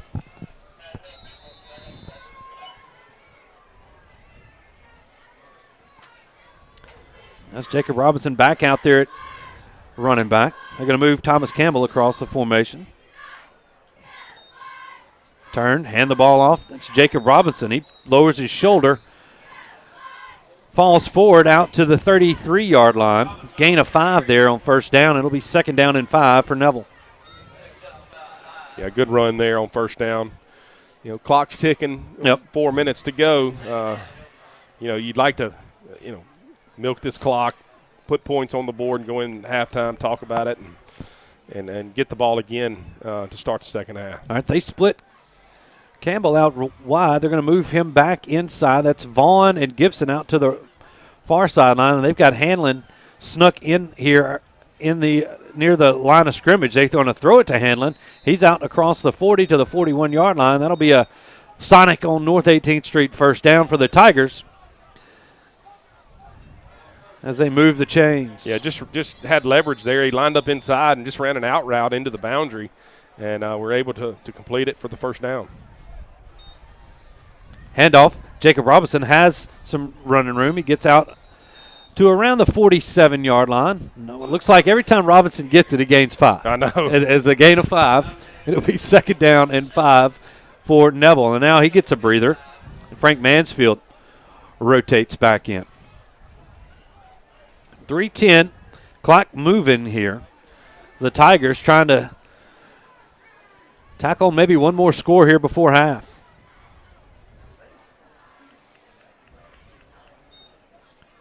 Anzalone fakes it to Mansfield, and he's going to pull it. As it looks like it was well covered down the field. He's going to lose a yard back to the 46, make it 3rd down and 6 here, but Anzalone just decided to tuck it. Yeah, it was a coverage sack. You know, we did a good job up front protecting. Anzalone went through his reads. I was watching the receivers, and there was somebody running with every receiver that we had.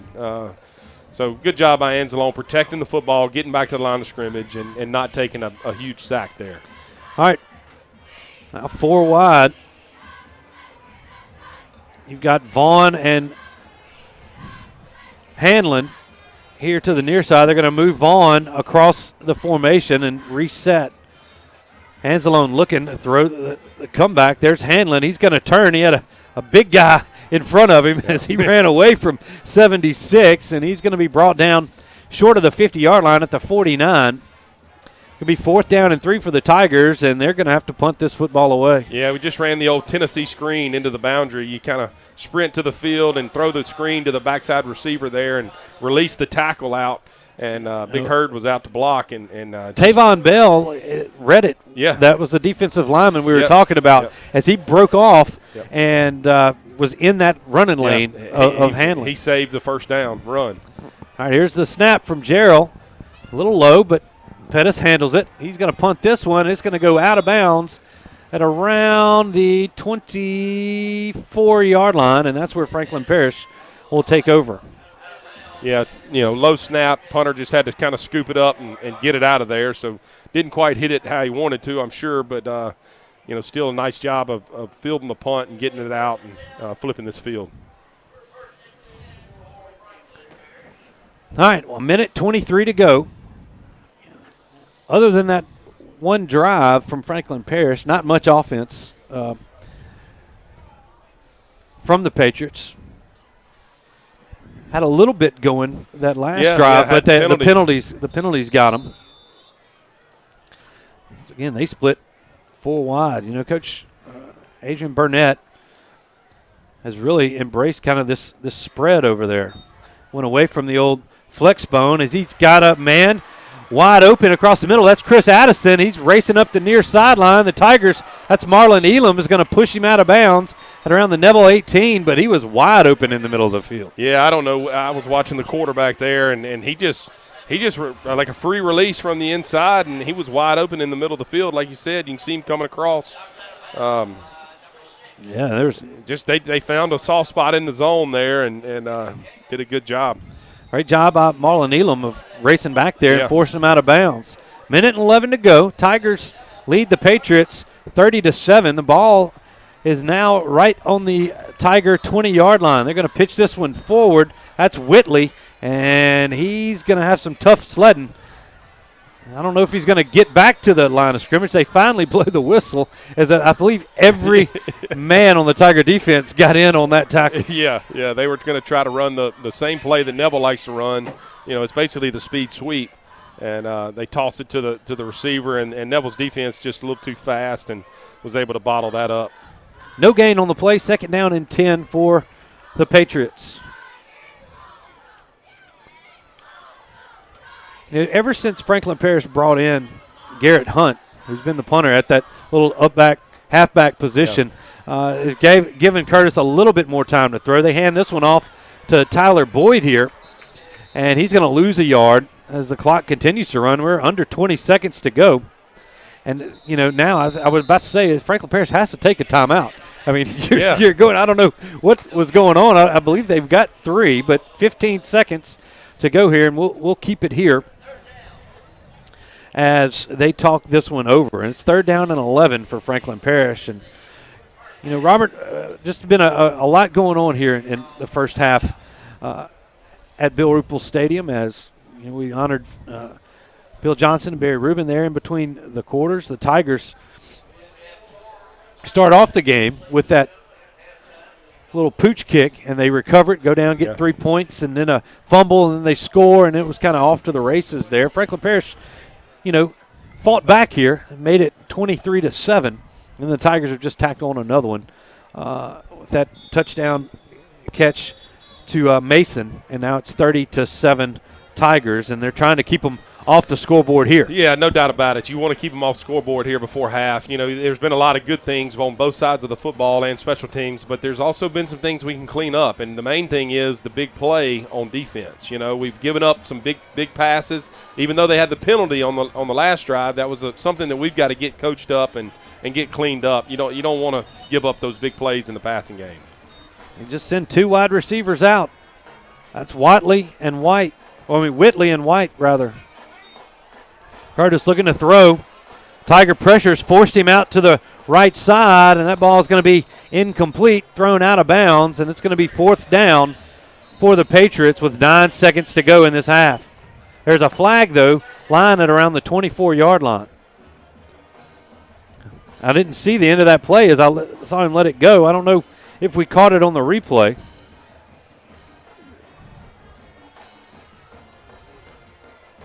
Another legal formation. I guess they must not be getting up to the line of scrimmage. The receivers, they're not checking in with the side judge. And the Patriots, with 9 seconds, they're going to trot their field goal kicker out. That's the junior, Jackson Cordell. He's going to place his tee at the 28-yard line. This will make this a 38-yard attempt. And, my mind serves me, Robert. This might be the first field goal attempted against Neville in about 6 to 8 weeks. That ball is blocked as I don't know who got their hand on it, but the field goal is blocked, and that's going to be the last play of the first half. Your halftime score, Neville 30, Franklin Parish 7, and we'll see if Jason is going to be able to catch up with Coach Tannehill here as we move into halftime. But overall, a good half of football from the Tigers. Yeah, no doubt about it. A lot of good things, like I said, but a few things you want to get shored up, especially like I said earlier in the passing game. Don't want to give up the big play. All right, they've got Coach Tannehill down there. Let's go down and check in with Jason. Coach, lots of good things in the first half. Tigers came out strong again. Defense, held them out of the end zone right there. Gave up the one big play, but all in all, pretty good first half. Yeah, I was just impressed by the way we came out with our energy and enthusiasm. I thought that we just played at a fast tempo early on offense, especially, and then of course our defense gets turnovers and tries to score touchdowns and that kind of thing. I love when our defense scores. It always helps. Thank you, Coach. Thank you. All right. Thanks, Jason. And as they get out on the field, there's going to be a special presentation for Pat Anderson here at halftime. So if you're on the radio, go ahead and switch over to the scoreboard show. And you'll get scores from around the area over there with those guys. But we're going to keep it here on the network. So go ahead and switch there if you're listening on Sunday 98.3.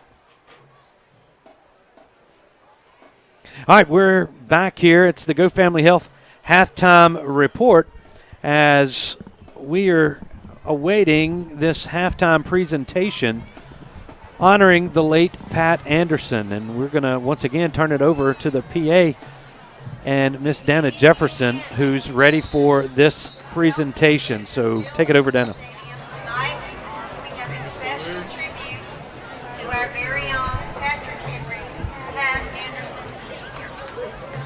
A true Neville Tiger works hard, plays hard, and studies hard, and can always be guided by the spirit of Pat Anderson as our perfect example of how to live.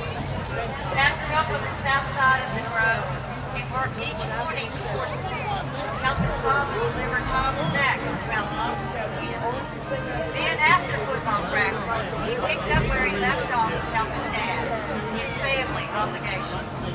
As he told us in his book, Happy's Proverbs, believe in perseverance. When he was approached by Mrs. Ruple to build a permanent legacy to Coach Bill Ruple, whom he considered as his other father, he never hesitated.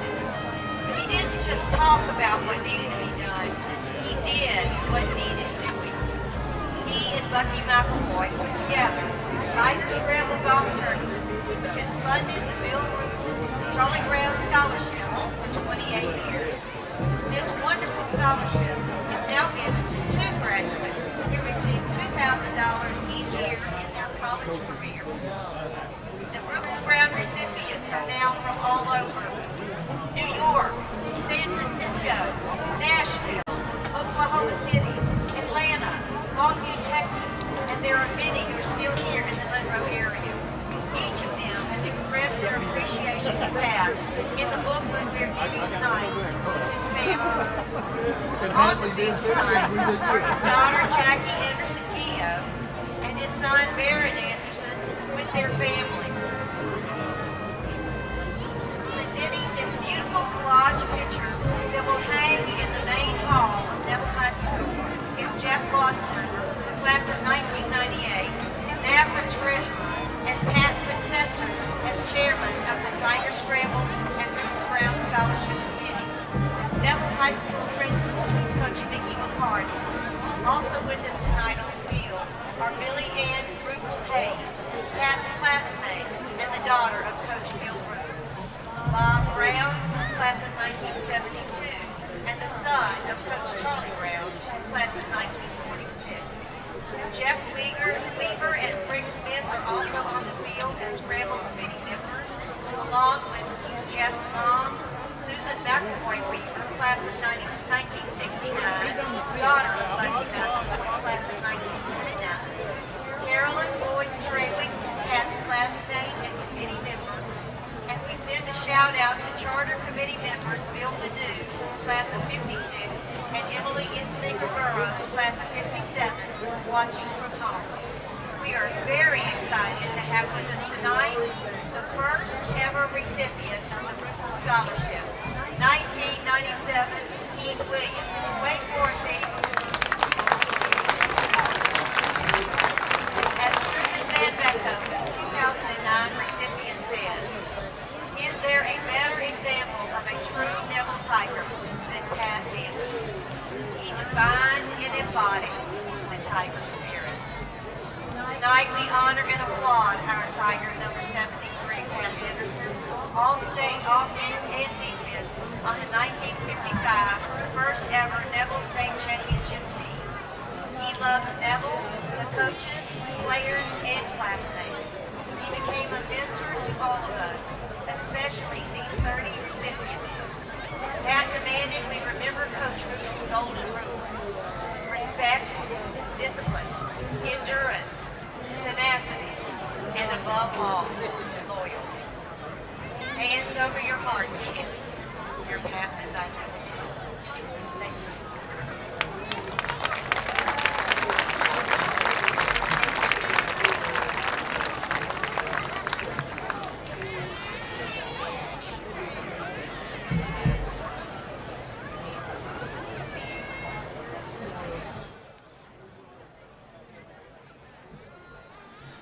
Just a nice presentation there for Mr. Pat Anderson, and you saw a lot of the recipients of that Ruple Brown Scholarship there on the field with them and their family and the people that were so involved in that golf tournament and the scholarship that he founded, and it was just a great, great man, gone definitely too soon. All right, now it's time for the award-winning and fabulous Bengal Bells as they perform here with the Neville Tiger Band out at the middle of the field. So let's stick with them as our Go Family Health halftime show continues.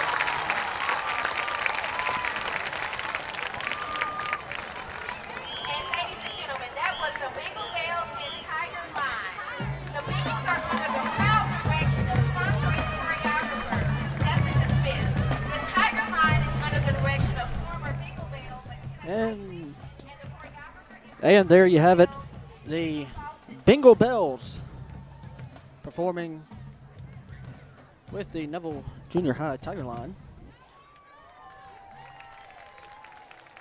tonight here in the Go Family Health halftime show. Your halftime score here from Bill Ruple Stadium: the Neville Tigers lead the Franklin Parish Patriots 30-7. Now on the field, we've got the Neville Tiger Marching Band and Tiger Twirlers.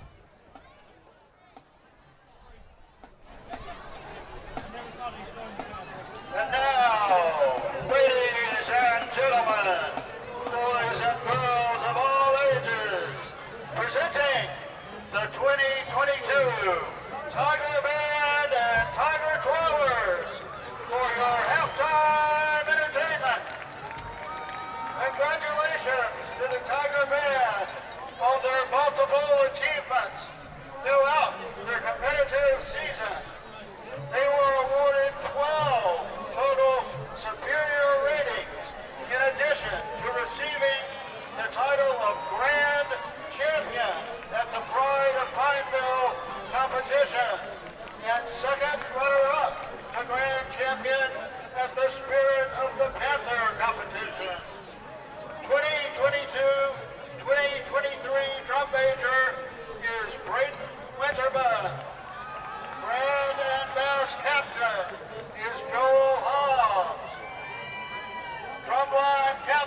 is Amory Brown.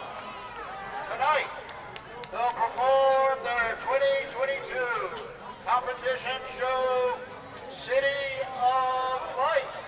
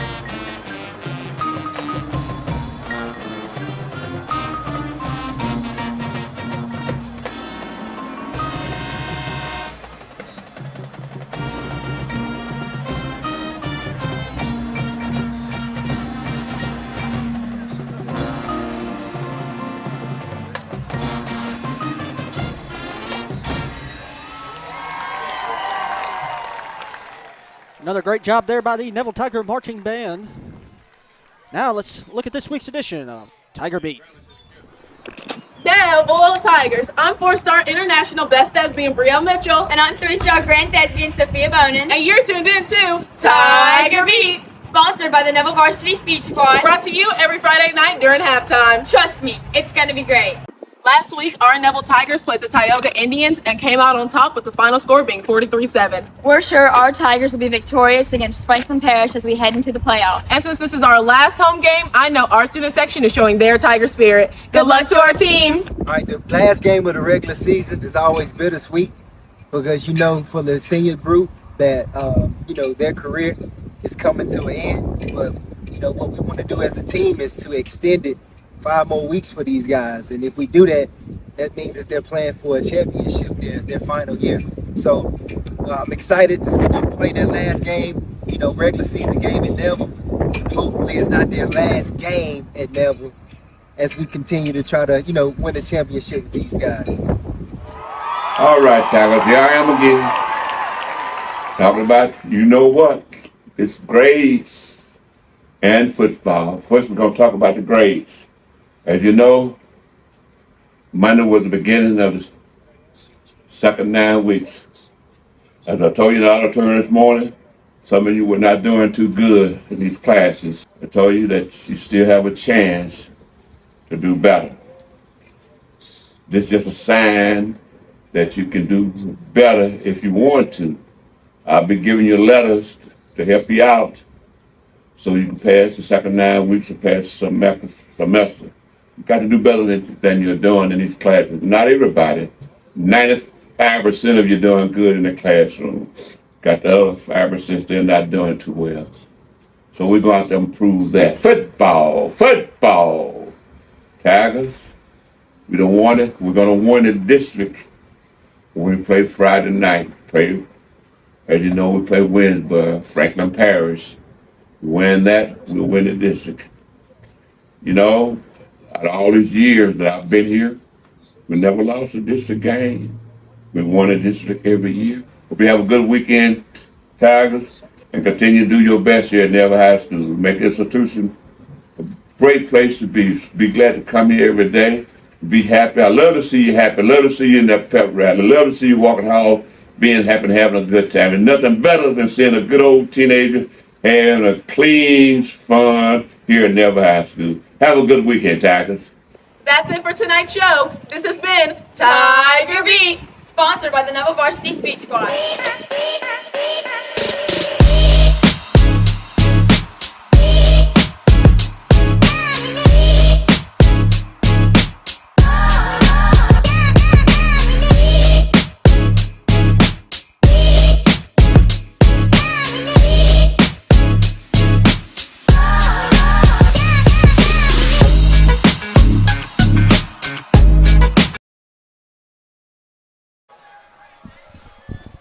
Welcome back here to the Go Family Health Halftime Show here in the Family Solutions broadcast booth high atop Bill Ruple Stadium. Your score at halftime, Neville Tigers 30, the Franklin Parish Patriots 7. Let's go over some halftime stats real quick. Neville Tigers leading the Patriots 30-7. Tigers with 187 total yards in the first half, 47 on the ground, 140 through the air. They have no turnovers, 11 first downs, and they've taken 11 minutes and 54 seconds off the play clock. For the Franklin Parish Patriots, they have 156 total yards, 30 yards rushing, 156 passing. That doesn't add up. Turnovers 1, first down 6 for the Patriots at 11 minutes and 54 seconds. Let's go over some halftime scores throughout the area. In Class 5A, the West Monroe Rebels lead Alexandria 14-6. Ruston over Ouachita 30-7. Catholic of Baton Rouge over Scotlandville 14-0. Edna Carr over Rummel 21-7. John Curtis over Brother Martin 13-0. In Class 4A, Huntington leads Evangel 8-7. St. Thomas More leads Westgate 21-0. Salmon and Pearl River all knotted up at 7. Lafayette Christian up on North Vermilion 21-0. Opelousas up on Breaux Bridge 20-0. Class 3A, Richwood leads Carroll 8-7. Union Parish leads Wassman 35-6. E.D. White leads Sam Houston 14-7. Jennings leads Lake Charles College Prep 13-7.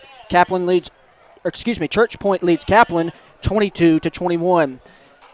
Head over to Class 2A, North Caddo leads Loyola Prep 14-6. Plaquemine leads Faraday at the half 44-0. Oak Grove all over General Trask 37-0. St. Charles defeated Metairie Park Country Day 35-14. Darbone Woods leading Green Oaks 12-6. Class 1A, Ouachita Christian traveled down to West Marion into Mississippi. They lead West Marion 21-12. LaSalle leads Northwood Lena 14-0. White Castle trails Ascension Catholic 14-6.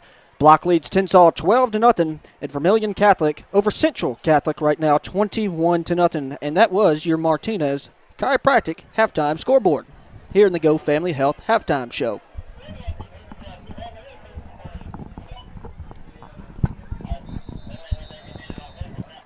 Thank you, Will Anders, as we bring the Go Family Health halftime show to a close. And as Robert walks back into the Family Solutions broadcast booth, I think we might have set a record for the longest halftime in the history of Neville. We got a lot of stuff done. A lot of stuff. We had a great presentation for Mr. Pat Anderson and his family, as well as the band did their concert performance.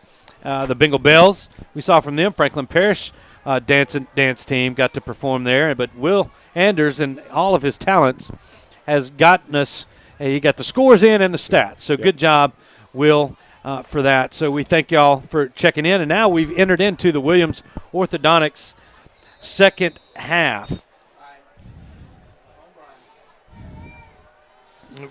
Just like the Neville Tigers, the staff of Williams Orthodontics takes pride in finishing strong.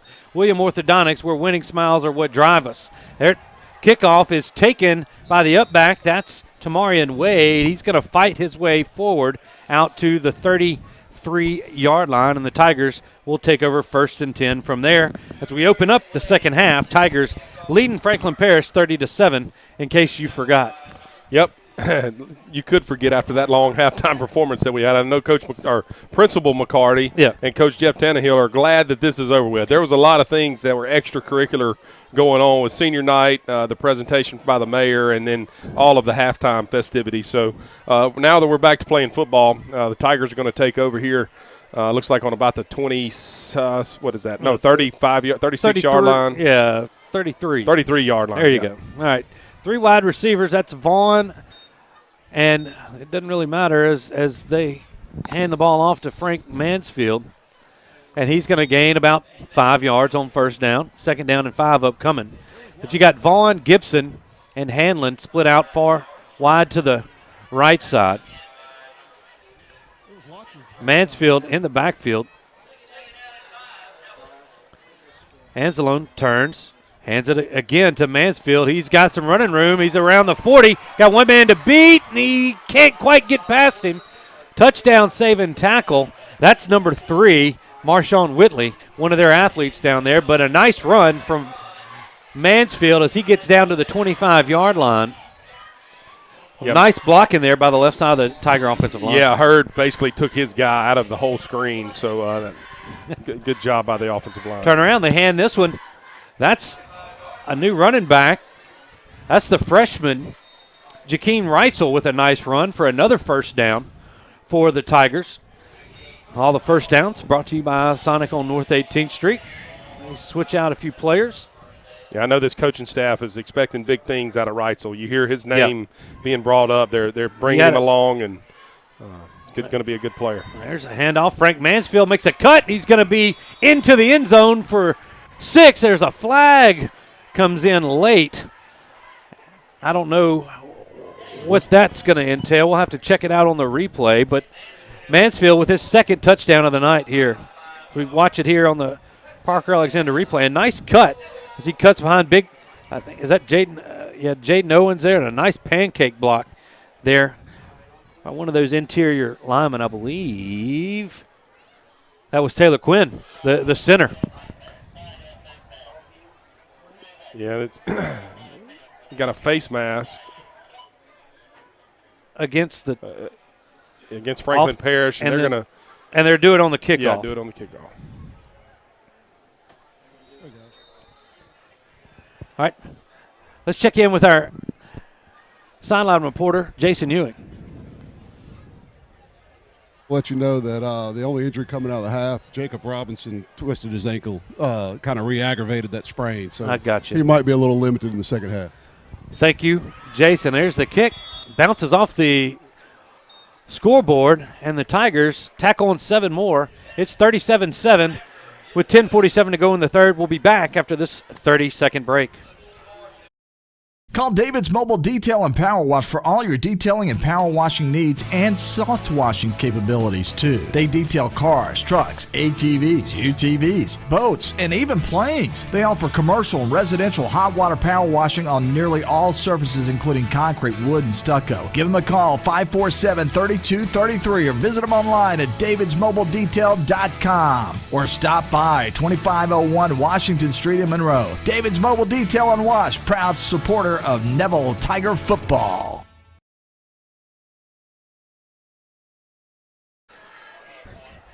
Welcome back. As you see, the students section, it's the Halloween theme tonight for the season, appropriately so, as Halloween's coming up on Monday. And the Tigers have tacked on 7 more.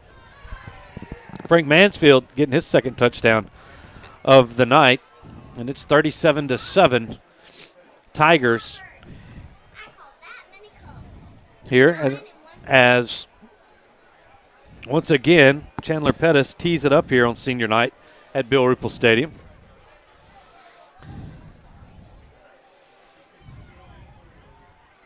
That's White back deep with Kenyon Grant standing around their 5-yard line. Actually, it's from the 45. They tacked on that penalty yardage right there. And the Tigers going for the onside kick and didn't quite get 10 yards. It kind of puttered out at 9, and it stayed there. They had it covered if it went another yard. They did. They had him slipping, and the ball just didn't quite bounce right. He actually hit it pretty good. Yeah. The kicker did, and it just took an awkward bounce, and I think it's a good call. You try to get another possession there, and then you hit the old running clock if you can get a score. That's right. There. That's right. I think. No, we got to get to 49. Can't get there on that one. Yeah, no, that's right. All right. Yeah, sorry. they got 7. So anyway, the ball just didn't quite take the bounce. We saw them do that. I believe it was against was it North Caddo? I think it was. We stole one, and like I said, Pettis hit it. He hit it good, and it didn't quite take the bounce we wanted.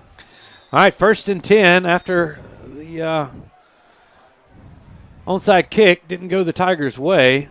Franklin Parish has it on their own 46-yard line. Curtis rolls out to his right. He's going to tuck it himself and run it, and then he's going to pay for it. But not before he crosses the 50 and gets a Franklin Parish first down out to the Neville 43-yard line. Yeah, we brought a blitz there from the short side, and I believe it was Cagle, and we let the quarterback get outside. We lost containment. Even though you're going on a blitz, you still can't lose your containment. And we let him outside for a big gain there and moving the sticks. Going to put Whitlock and Whitley in motion, and then they come back, hand it off to Boyd. The ball comes out. The Tigers have recovered it. Devin Bell has picked it up, but I think he was down. Yeah, I think they're going to say he was down, yeah. But we'll see what the officials say. I thought he was down. We check it out here on the replay as he's reaching out. Yeah, the ball comes out after. He's clearly down. Gain of about 6 on the play. 2nd down and 4 here for Franklin Parish.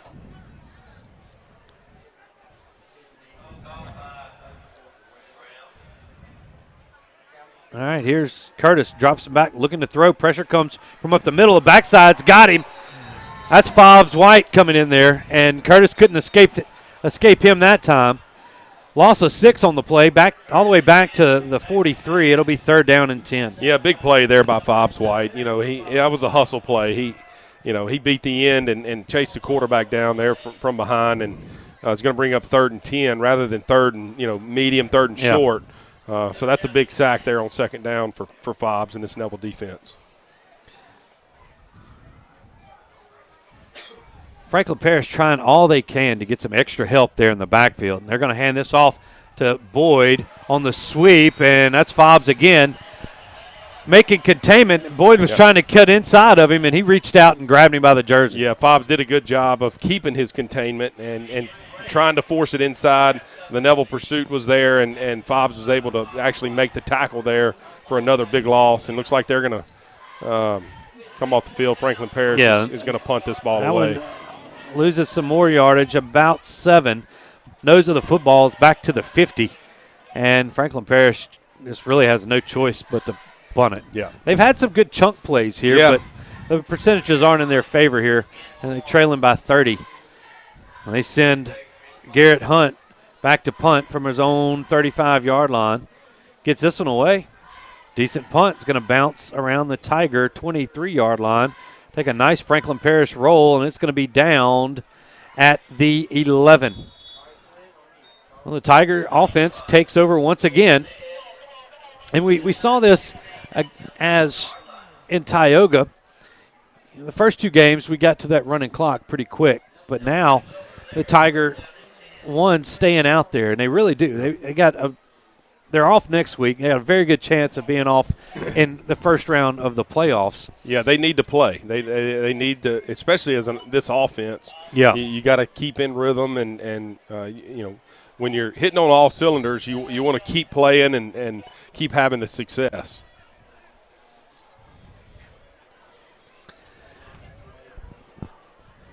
All right, Anzalone puts a man in motion. It's that forward pitch. That's Vaughn, and it's blown up.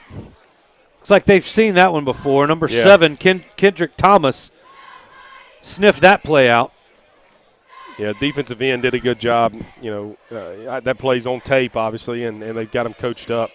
You definitely want the ball in Vaughn's hand. We know what he can do with the football. He's got a chance to make some big plays when he touches the football. All right, here's Anzalone again on 2nd and 11. Going to hand this football off. That's Jakeen Reitzel. Got a little running room on the left side out to around the 13-yard line. Gain of 4. It's going to be 3rd down and 7 here for Neville.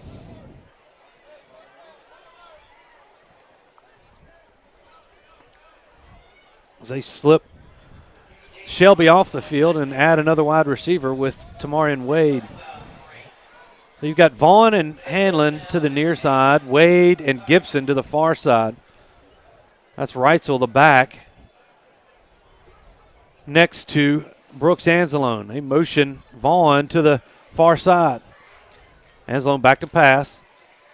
Throws it in there. He's looking for Vaughn, and really no one was looking for the football right there. Yeah, I don't know. We had a 3-receiver route over there, and they are all kind of – it looked like they were kind of running the same route. I don't know. There was really no Wade got kind of caught up with a couple of linebackers in there. Yeah, the spacing wasn't right there. Well, the Tigers will be forced to punt the football away. Pettis has his heels on the goal line as one of the side judges saying something. And I'll get my hands off the the desk here in the press box, the Family Solutions broadcast booth. I'm messing up the clock there if you're watching on the network. There's a snap back there from Gerald. It's a good one. Nice high kick here from Chandler Pettis. Bounces at around the 40, and then it's going to bounce back into a Tiger at the Neville 47-yard line, and Franklin Parish have good field position to start this drive. Yeah, good job by the Franklin Parish defense. You know, stopping the run game of Neville, not really allowing them to get into sync and get going, and getting a stop there on Neville's second possession of this second half. Yeah. We are in the Williams Orthodontics second half.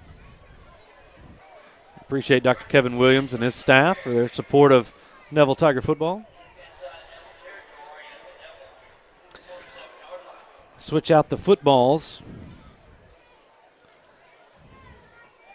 That's going to be Rodney Boyd back in the backfield for Franklin Parish. They got 3 receivers over on that far hash. And then Javion White here in the middle, and they're going to hand it to Boyd. He's going to gain a couple out to the 45-yard line of Neville. 2nd down and 8 upcoming. Try to get the Tigers napping there in the middle of the field, and they weren't. 6:19 to go here in the third. Tigers lead 37-7, and that one might have been picked off as didn't fool Vincent Butcher to that far side. They were looking for Whitley. A little wide receiver screen out there. Yeah, they were throwing the bubble screen out there, and that's a tough throw. You know, they're on this hash, the Neville hash, trying to throw it, to the far hash over there, and he just didn't quite get it out there to him. All right, 3rd down and 8 here for Franklin Parish. And Jaden Webb jumps. He's going to tack off 5 yards. Make it 3rd down and 3 now for Franklin Parish. That's something that 94's got to work on. He got called for that a couple of times there in Tioga. Yep. You appreciate the aggressiveness and willingness to play, but you got to watch the ball. You got to train your ear and eyes. All right, here's the 3rd down and 3 play. Curtis going to hand it to Boyd. Boyd's going to be just short of the 1st down. Gains 2 right there. He needed 3. It's going to be 4th down and 1 for the Tigers, and a nice job there. I believe that might have been Tytron Hanley that came up from that safety position. Yep. Looks like Franklin Parish is running some guys in, maybe their heavy package here. Yep. Got big number 44 entering the game, going to come in as a fullback, looks like. And speaking of safeties, we talked about Jakeen Reitzel, but the freshman there in the defensive backfield for the Tigers is number 30, Julian Burns, got the start tonight. New quarterback in here for Franklin Parish, number 4. Yeah, that's Desirin Ellis. He's going to turn. He's going to hand it to a big back, and he's not going to get it. He was met head-on by Watley and Fobbs White and Rudy Dozier. They handed it to number 44. I don't have a height and weight on Tyler Cook, but he's a big boy. Yeah, and Watley, he did a great job right there. He met him in the backfield and stopped him short of the first down marker. All right, turnover on downs, and the Tigers will take over on their own 39-yard line. You saw that. I mean, they just blew that play up there. Yeah, it was a pretty big collision there. That was a lot of meat. Yeah, holding that football. You see 44 is a defensive tackle, if that tells you anything. All right, Anzalone still back there. He's going to turn, hand the football off. That's Jonathan Green trying to get wide. Breaks a tackle, cuts back to the middle of the field, and he's still trying to fight away from it, but he's not going to get much as Franklin Parish Pursuit's going to force a tackle for loss there. They're going to lose 3, make it 2nd down and 13 for the Tigers. Yeah, you got a man down for Franklin Parish. I believe that's number 44. Yeah, the young man that just ran the football. Yeah. So an injury on the field, and he's going to get checked out. So let's take a timeout here. 30-second timeout on the injury. We'll be back with more Neville Tiger football.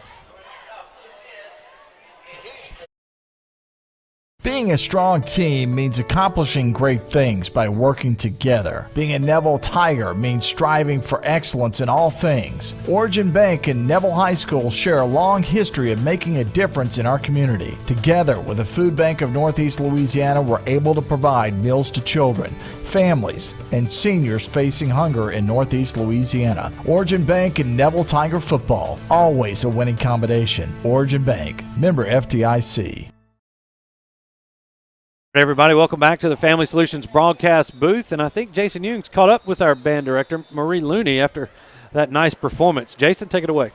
Marie, I am with Marie Menifee, and Marie, the band gave a great performance at halftime, and on the radio we were talking, it's impressive at how much better it seems to have gotten year over year over year, and especially this year.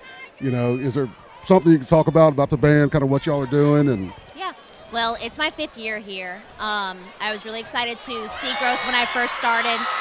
And we did. Hold on just 1 second as Caleb Vaughn just takes a 63-yard touchdown throw and catch from Brooks Anzalone for the touchdown. All right, go back to Jason. Sorry, you're interrupted by a touchdown right there. All right, Miss Menifee. We definitely started to see growth right away. We had a good first year and a half, and then when COVID hit, all the bands in the area took a huge, huge hit, including us. Restrictions, not being able to allow us to play. AB days, we just weren't able to be a band for a full year. And then the year after, it was just a big adjustment, which was last year. So last year was one big adjustment. We were just fighting to get on the field and fighting to get people here and healthy. And this year it was finally felt like we were back to normal. We were able to get some extra theatrics in. And what really, really helps is just the students bought in.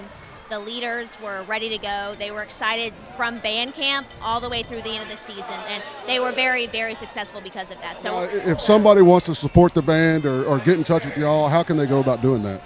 So several ways. The biggest I would ask is that you stay for halftime. You watch us, support us, let the students know they're doing a good job. That means so much to them. It means a lot to us as well for morale and just keeping us going and motivating us. But we do have a public booster club. We haven't gotten new officers yet, and we take corporate memberships as well for voting. And anyone can get in touch with me. I'm always at the band room, so anyone can ask about that. Other than that, we just want the community to rally behind us. So that's all we really want. So thank you so much for your time, and we've really enjoyed the band. Yeah, thank you all. Thank you so much. Thanks, Jason. Thanks, Marie. And I'm sorry about the recently married Miss Menifee now. No, yeah. All right, but what you missed there was Jake Deal came in and kicked that extra point, and it was good, and it's 44-7. And now it's raining. And now the rain has started coming. It doesn't look like it's a big, heavy band, but the rain has sent a lot of the Tiger faithful to their cars. With the touchdown and the rain. Yep. This kick is going to just barely miss the pylon, and Franklin Parish is going to take over at their 35-yard line. Yeah, we always try to kick that ball into the corner of the end zone, try to pin them there and use our sideline kind of as the 12th man. And, that ball just came up just a hair short of going right over the pylon, and looks like Franklin Parish is going to start on the 35. Yep. I had a couple of the members of the band, drum major and the band captain, on Tiger Talk. You can go back and listen to that. Those are some impressive young men. Yeah. They got a lot of good stuff going on last Wednesday. Yep, and good leadership. Actually, we'll be back. We'll be at Melvin's this Wednesday with Tiger Talk. We're going to do some playoff implications for everybody, so be sure to tune in for that Wednesday night at 6:30. Will Anders has been crunching the numbers. He's got spreadsheets over spreadsheets. He'll have all your answers. All right, here's Curtis looking to throw. Had pressure in his face coming. I believe that wasn't Chandler Pettis. That was 18. That was Tytron Hanley, I believe, applying some pressure right there. And he throws that one low of his intended receiver, and it's second down and 10. No offense to Chandler. I'm sure he'd have done great if they sent him on a blitz. But I don't think they put that in the playbook. All right, second and 10. They split 3 wide to the far side. Here, and they got a lone receiver. They're going to hand the football off. That's Grant. And Franklin Parish has rotated about 3 different guys back in the backfield. All 3 of them have some good speed. And Grant's going to fall forward for about 3 and make it third down and 7 for the Patriots. Yeah, it takes a lot of courage to run up into the teeth of this defensive line, that Neville has shown throughout district, and these guys have done a good job tonight. See, senior Jesse Merrill's in there at defensive tackle for the Tigers. Once again, they bring Tytron, and they get the ball out complete to Javion White. He spins out of a tackle, and it gets across the 50 down to the 46-yard line. That'll be a first down for Franklin Parish. Yeah, and, Neville's playing soft coverage, and if you're going to do that, you better come up and make the tackle. Yeah. And you can't leave your feet. Bring your feet with you and at least stand him up and wait till your partners can come over and help you. All right, first and 10. Patriots from the Neville 46. They hand this football off. That's going to be Grant again, and he's going to be tackled for no gain on the play. That might have been D'Angelo Woods and company in on that tackle. And you take a look at some of those big bodies right there. Cedric Johnson in there as well, one of those seniors that was honored here before the game. Curtis looking to throws this one down the sideline. It's going to be a jump ball. It's caught, but out of bounds was Javion White. And it's going to be third down and 10 as the Tigers swap out a few more linemen. Antonio Anderson comes back into the fray, as well as Jonah Greeley in here. Hey, Heath Williams, what's going on, man? Saw you down there. Well, that's one of the Ruple Brown Scholarship winners right there. Yep. Graduated with my brother Will. Big Heath driving in from Columbia for that. All right, third down and 10 here. Same formation from Franklin Parish, and a lot of people moved at once as they look across the middle of the field, and it's complete. That's Desarian Ellis. He's down to the 5, and he's going to score. Nice play, nice run after catch there for a 46-yard touchdown from Curtis to Ellis, and they hit that route perfectly. Yeah, that's the route that they've had success on tonight. As you can see, the middle of the field is open, and right there the free safety's got to take a better angle at the ball and be there and make the tackle, or at least break it up. And you see that's the freshman back there at free, and a talented young man is Mr. Burns, but just always a learning moment. The kick right there from Jackson Cordell is up, and it's good. With 2:57 to go in the third, it's 44-14 Tigers. We'll take a 30-second break. Be back on the other side. Mama DeLuca's pizzas are custom made, fresh to order right in front of you. We offer 3 different sizes of pizza, 9, 12, or 14. Mama DeLuca's pizza is prepared to your order. The pizza cooks in less than 3 minutes. We have 16 different toppings to choose from, 8 unique sauces to complete your pizza. In addition to pizzas, we offer to our customers boneless wings with your choice of a dipping sauce. Mama DeLuca's Pizza offers delicious garlic Parmesan breadstick, freshly made to order pasta noodles. We're Mama DeLuca's Pizza in the subway on Lammy Lane, and we hope to see you soon.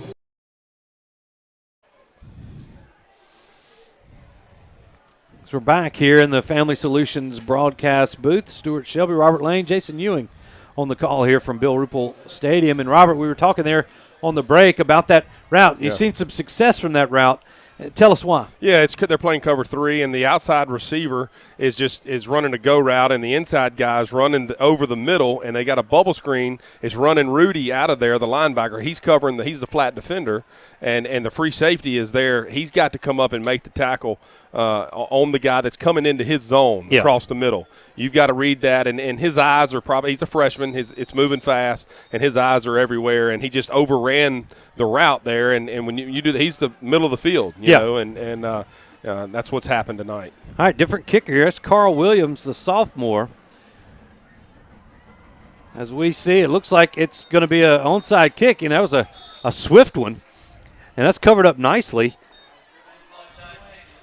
I believe that was 83 in there. They had the hands team in there. Jalen Smith comes up and with that catch, and that was a tough one. It was like a one-arm catch, you know. Yeah. He knocked it down and fell on top of it there. You see here, I mean, new kicker Williams just whipped it across or almost skipped it across the ground right there. And the Tigers have good field position after that recovery. It's 1st and 10 from their own 47-yard line. Now you see a couple. That's John Michael Sampanera in there at quarterback. He's going to hand it off to Jakeem Reitzel. He's going to go across the 50 to the 47-yard line, and you see at the end, the backside of that play, Big Herd had a guy all the way behind it, and he came up with his hands up. That's and the I was just blocking. That's the Will Campbell play. You know, we saw Will do that all last year, and got some guys switching in at offensive line there. They bring out Leo Ketchens and put in Tyler Brown there at right tackle. Sampanero's going to turn, hand it to Reitzel. He's going to be across the 45 to the 44-yard line. Tigers yards short of the line to gain for a first down. It'll be 3rd down and 1.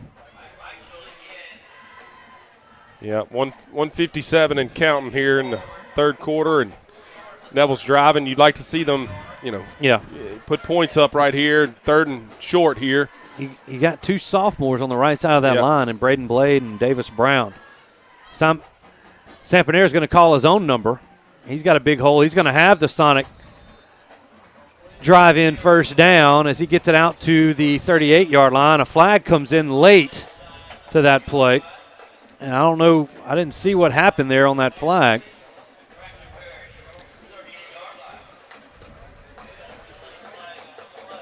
As we await the word from the officials.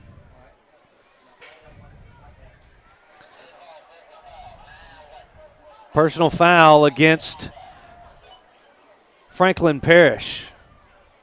So I believe that might have been, I don't know, maybe a late hit or something there at the end of that play. Yeah, at the end. That's going to step it off 15 yards from that spot. We saw the end of that play. I don't know what was going on, but now the ball is going to be placed at around the 23-yard line of Franklin Parish. And the Tigers will have it. Yes? The kid shoved John Michael whenever he got out of the pile. Oh, as he was getting up? Yeah. Shoving him back down? Thank you, Jason. All right. Sampanera turns, hands the football off. That's Reitzel. Makes a cut around the 25 and then gains a little ground as he crosses the 20 out to the 18-yard line. Nice gain. About 5 on first down. 2nd down and 5 upcoming for Neville. Yeah, good hard run there by the freshman, Reitzel. He kind of had him. You still see him getting a little tentative going into the line, but then once he made that first cut, he turned it on. That's right. And they kind of had him in the backfield, and he made a man miss and was able to get 5 or 6 yards and finish the run. That's what you were talking about. He really finished that run there on the sideline. 40 seconds remain in this third quarter. Neville leads 44-14. Here's the snap. They hand it to Reitzel. No, that's Sampanera's going to take it himself. He's still on his feet fighting for yardage. He's going to be right at the 10-yard line. That'll be another Sonic on 18th Street first down. It'll be first and goal for the Tigers. Yeah, good job by Sampanera, sticking it up in there. And I was watching Hurd, and he had his guy on the other side of the field and finished him. It was pretty impressive. We've been fortunate. Our tackles the last 3 years have been pretty good with Will Campbell, who now is obviously having great success there with the LSU Tigers, and a big impact freshman. Another Tiger commitment doing the same type thing. That's right. And Lance kind of has come up behind, Will, and we're seeing him do the same thing. All right, we've reached the end of the third quarter. 44-14 is your score. The Tigers in the lead. We'll be back after this 30-second break. When Neville Nation craves delicious fast food, there's only one place that comes to mind: Sonic Drive-In on North 18th. Whether it's a breakfast toaster on your way to work or school, one of the many lunch combos, a mid-afternoon Route 44 cold drink, a pregame popcorn chicken, or a postgame Sonic Blast, the Sonic on North 18th Street has you covered. So drive through or park and wait for a friendly car hop today to find out why our Sonic is the Sonic on North 18th Street in Monroe. It's definitely Tiger approved.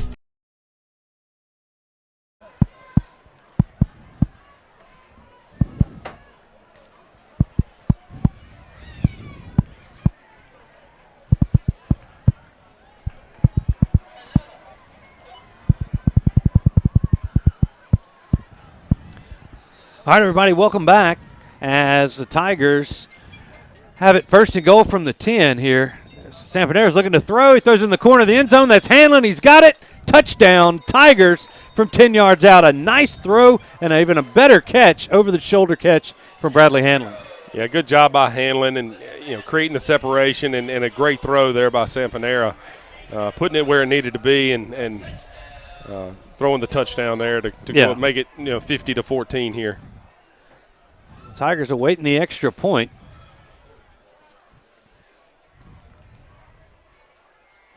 That's going to be Sutton Lewis in there to snap it. They're going to break out of the old swinging gate. And Jake Deal set to kick this point after. Sampanera's the holder. Here's the snap. Kick is up. And it's good. 11:53 to go in this football game. The Tigers lead Franklin Parish 51-14. We'll be back after this 30-second break. Do you suffer from frequent back or neck pain? Were you in an accident and can't get rid of those constant aches? Maybe you're someone who deals with chronic migraines and tension headaches. It might be time to see how Martinez Chiropractic can help you. The goal of Martinez Chiropractic is to reduce or eliminate pain in just a few sessions using the latest in chiropractic technology. Don't suffer in pain another day. Call Martinez Chiropractic today at 318-654-4310 or see them in person, 1828 Tower Drive in Monroe. Welcome back, everybody. We return to the Family Solutions broadcast booth. Tigers tack on another touchdown. Sampanero hit Hanlon, the back corner of the end zone, for a 10-yard touchdown.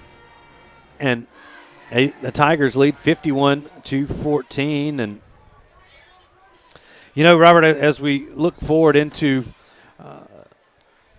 next week, off week, the playoffs, and we just go back and look at the district opponents that we've had over the past, 14 years. Yeah. I mean, it's been all Neville. I mean, there hasn't been many close games. Franklin Parish, to their credit, has got some talent on that side of the field, but just not quite where they need to be here at Neville's level. There's Jake Deal's going to kick it off. Going to come up and bring it to Javion White. He takes it in, and he's got room up the far sideline. Jake Deal forces him back into the coverage. And there's a little extra stuff going on. Cobb Markle got into it with Elijah Henderson there around the 35. It was way behind the play. And it's some excessive blocking. It's a flag on the far side. I don't know if you got a hold or maybe a block in the back, but it's on the Franklin Parish sideline over there on about the 35-yard line. White's return got it out to the Neville 46-yard line. Well, let's hold up as the officials talk this over.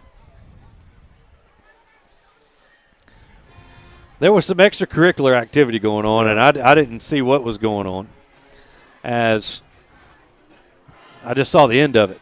Yeah. And Elijah Henderson from Franklin Parish came out without a helmet, but I don't think that was a flag. No. The flag's on the return. Yeah, I think it's going to be a hold over there on the far side. And what happened here in the middle of the field was technically, still legal. They were on the ground kind of tussling on, wouldn't let each other up is what it was. The whistle hadn't blown. And the whistle had not blown. Yeah. That's right. So we'll see what they call here. The white hats over there discussing it.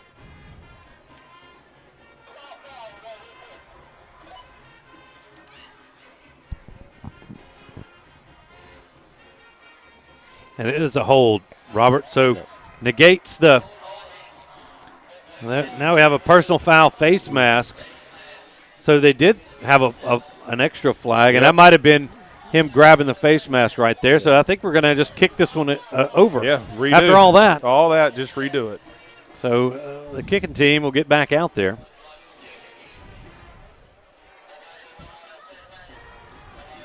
And we said the rain kind of started to fall, but it's slacked stopped. up. It's cooled down a good bit out Yeah. here. It feels good. Good little breeze blowing. And it's a nice night out here for Tiger football. You see some of these special teams guys. Henry High, this is these are some new. It's some new special teamers. Yeah. And that's what it's there for. As Cobb's been on that kickoff team he's always out there. You've got a few guys here on the edge. You see Alan Price here, Henry High there on the interior.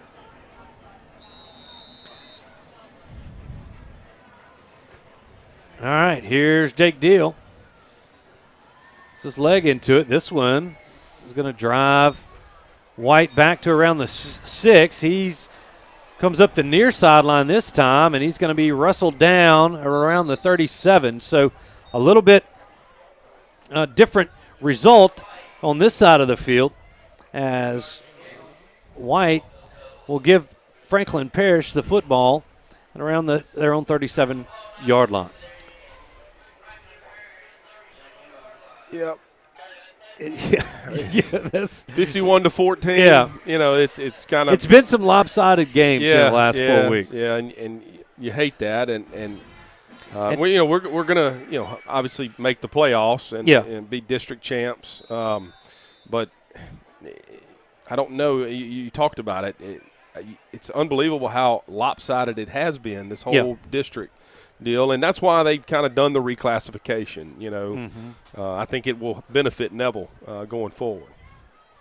All right, here's Curtis. He's going to send Rodney Boyd out in motion, and ball is caught by Javion White. He's still on his feet, and he might go, folks.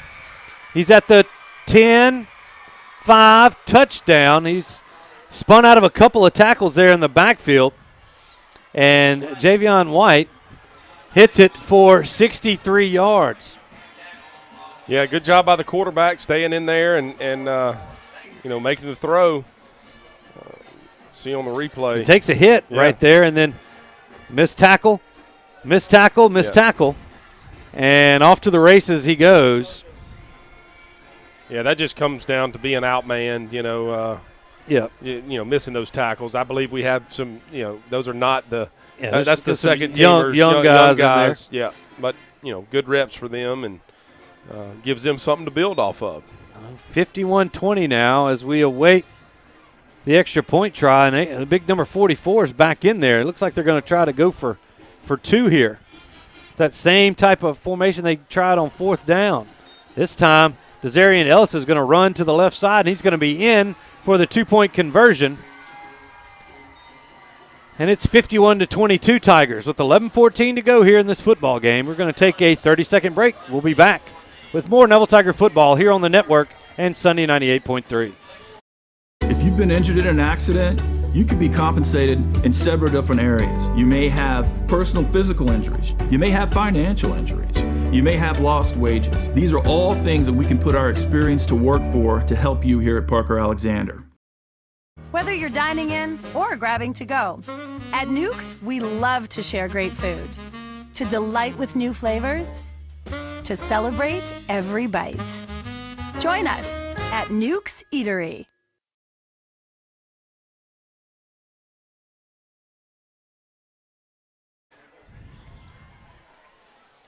Welcome back after Franklin Parish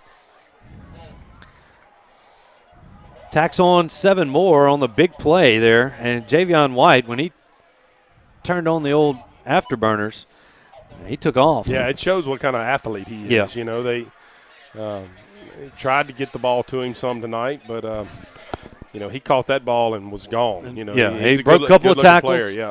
and took off. All right, the Tigers are going to send, I believe that's Isaac Jengina, Corey Hughes deep to receive, and they bring out number 2 again. Last time he was there, it was an onside kick, and being down this far, it wouldn't surprise me to see him just keep onside kicking it if they keep scoring. I mean, you know, kind of like damn the torpedoes type of deal. Let's just see what we can do. Here's the kick, and it's a onside kick, and it's recovered once again. I believe that's 83 again, and it is Jalen Smith. I don't know why they keep picking on him, but he keeps doing the job. Yeah, he's on the hands team. They got him there for a reason, and you know, we were expecting them to onside kick it, and he did a good job there catching that ball, and you know that's good reps. We may come down to to see that in a playoff game where we've got to recover a kick there late in the game, and yeah, that could be a difference maker in a game in the playoffs coming up. So, we need those reps.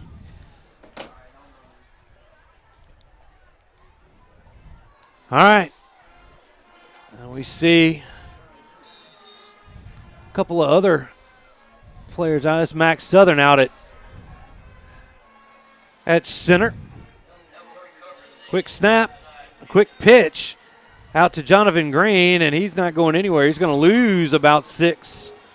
And it's going to be 2nd down and 16 as the pursuit got there. He tried to go wide to the near sideline and just didn't work out. Yeah, I don't think we got our reach blocks.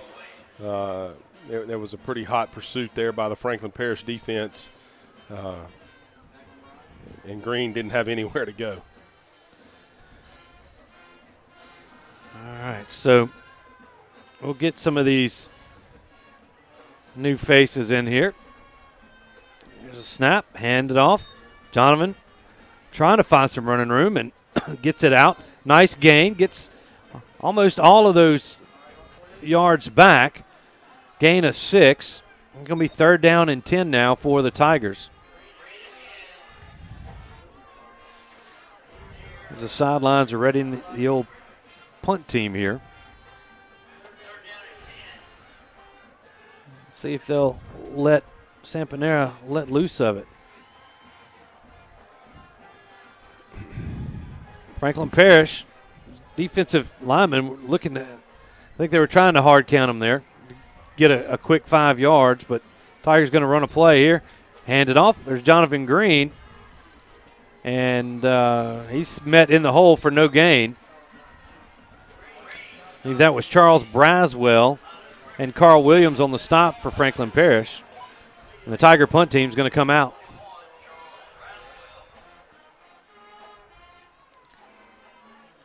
Chandler Pettis, he's standing around his own 35-yard line.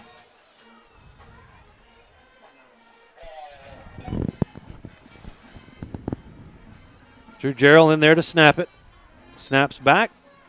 The punt is away. It's a wobbly one towards the Tiger sideline. It's going to bounce out of bounds at around the 29-yard line is where they say it's out, and that's where Franklin Parish will take over 1st down and 10. Yeah, he just looked like the punter just caught it off the side of his foot there, took his eyes off of it, had a pretty good rush coming at him.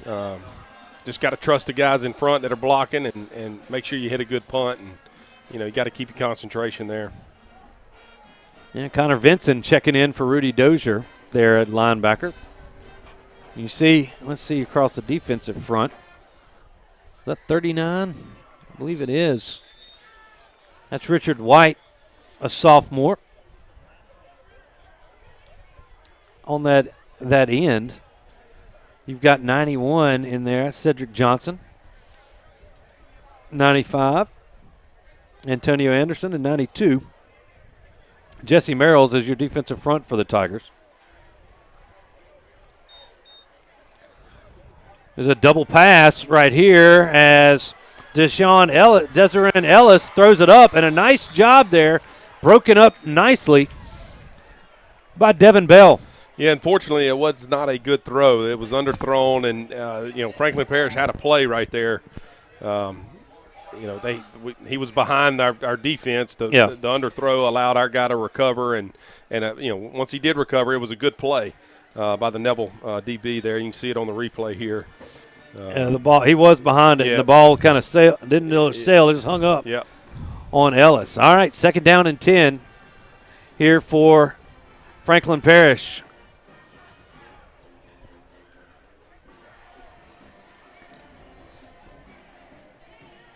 The Patriots trail by 29 here with 8:55 to go. Curtis looking to throw. Another nice pass breakup. That was great coverage there. And a flag comes in. That's Devin Bell. That was great defense. Yeah, that was a heck of a job by the defender. And, they're going to say maybe a hold. That's from way deep. Yeah. I don't know if we can see that if we have that on the Parker Alexander replay. And yeah, I don't know. They're going to watch that one tomorrow in the replay booth with the. That's going to give them 10 yards and a first down. I mean, you saw Bell. I couldn't see the backside. He might have grabbed the little jersey. Yeah. I couldn't see it, but the play in there was a good one to knock it away. All right, 1st and 10, Franklin Parish. Ball now placed at the Franklin Parish 39-yard line. Once again, he sends Rodney Boyd out to the far side. He's looking deep. He's got Javion White, and it is picked off. Broken up there by Burns, and now Devin Bell has the football, and he's going to fall down around the 29-yard line. So nice kind of tandem coverage there. The freshman Burns closes in on it, taps it up. Devin Bell's there for the pick. Let's watch it here on the Parker Alexander replay. Yeah, and the freshman free safety comes over the top and makes the play. That's exactly what he's supposed to do. And Bell was the corner. He's the flat defender, and he stayed home. And then once the ball was thrown, he retreated back and was there to make the interception. So great defense there by the Tigers. All right, so after the holding penalty, Devin Bell gets the last laugh with the pick. Yeah, and that's you hear coaches say, play the next play. Yeah. Don't let the last play affect you, and that's what he did there. And, good things happen right there for him. And there's a flag on the far sideline sitting around the 36-yard line. We'll see. It might be a chop block or something after the sideline infraction against Franklin Parish. Okay. So I guess he probably was wanting maybe an interference call on Burns right there. And Coach Burnett didn't get that one. So it's 1st and 10 Tigers from their own 29-yard line, and that is Amon Fuller in at quarterback for the Tigers. He's going to hand that one off. I think is that Mansfield back in there? As I can't see. Yeah, it is. Frank Mansfield on the carry. He's going to get 2. Be 2nd down and 8 for Neville. Yeah, I got a flag on the play. Looked like the umpire threw a flag there kind of towards the end of the play. I don't know if it's going to be holding on Neville or a block in the back. We'll see. It's going to be a personal foul. Personal foul. Is that there at the end? Yeah. With 74 and 52? Yeah. Yeah, he made a great block on him, and the guy was down on the ground, and then he dove on him. Okay. Oh, 77. I saw 74 and 52 getting in it. So a personal foul against the Tigers.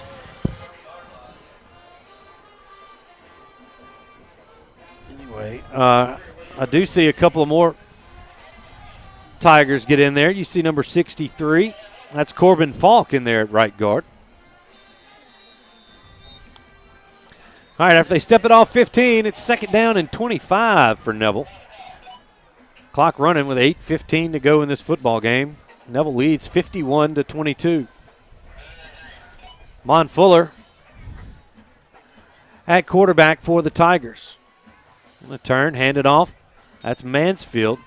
Got a little running room, still on his feet. He's going to fall forward to about the 23-yard line. Get some of those yards back. But still, third down and long here for the Tigers. Yeah, the penalty there, set us back. You're out there with guys that, don't get to play a whole lot. You don't have your whole playbook, to run. Yeah, here at your third and long. there. Yeah. So maybe they can dial something up here with Fuller and have a big play here on this third and long. All right, Jangina, and that's Tyler Dotson split out to the near side. I think that might be.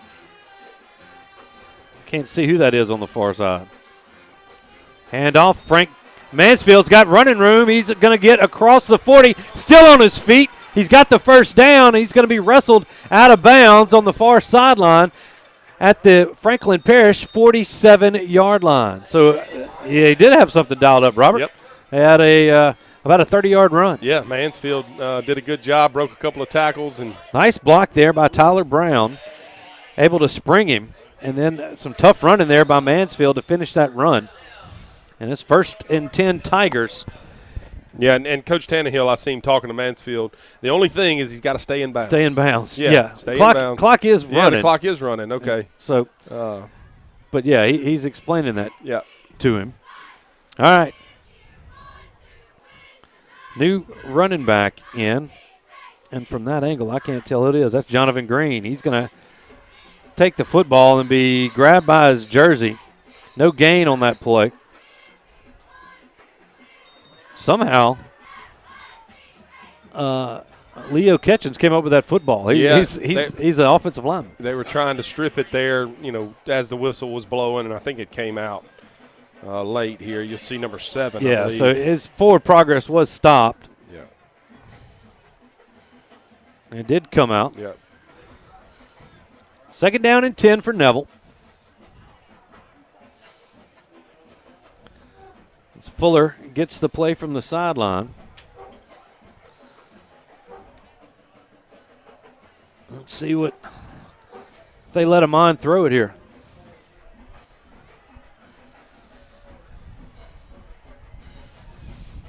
This time, Fuller's going to keep it himself. He's got some running room. He's across the 40, makes a cut at around the 38. He's going to be out of bounds at the 27-yard line.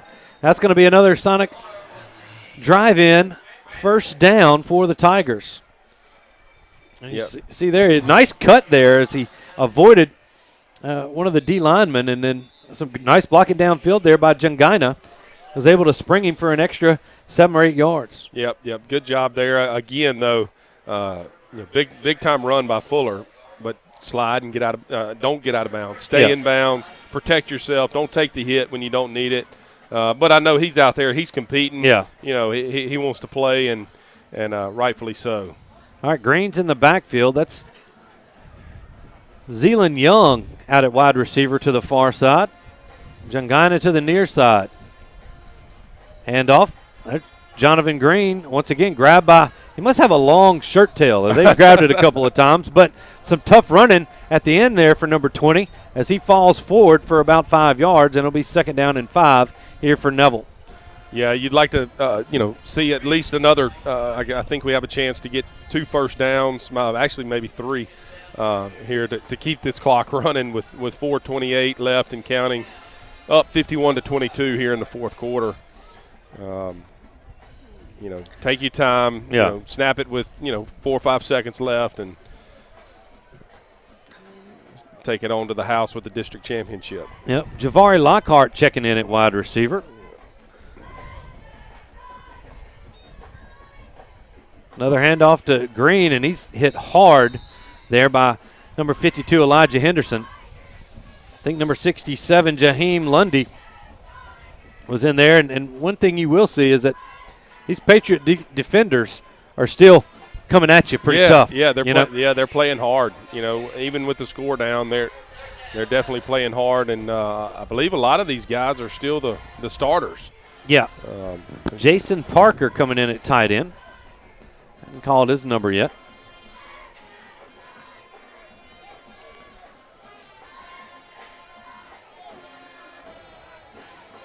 A young offensive lineman out there for Neville. 3rd and 5 here.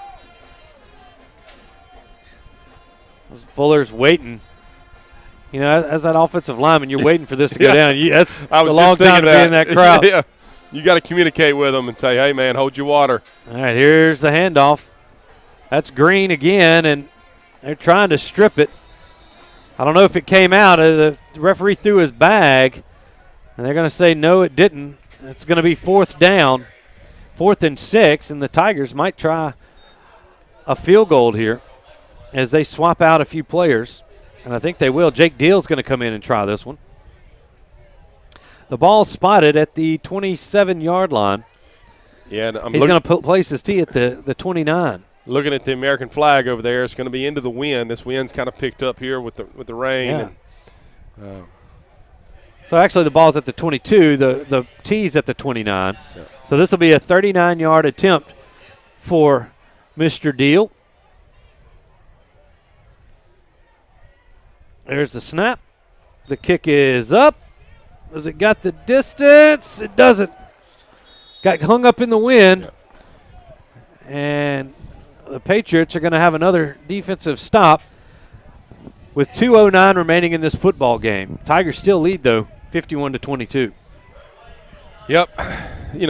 Good drive there by the backups, and you want to see those guys keep having success. They've gotten a lot of playing time. Yeah. The last 3 games, which has been good because their JV season ended, I guess, 3 or 4 games ago, 3 or 4 weeks ago maybe.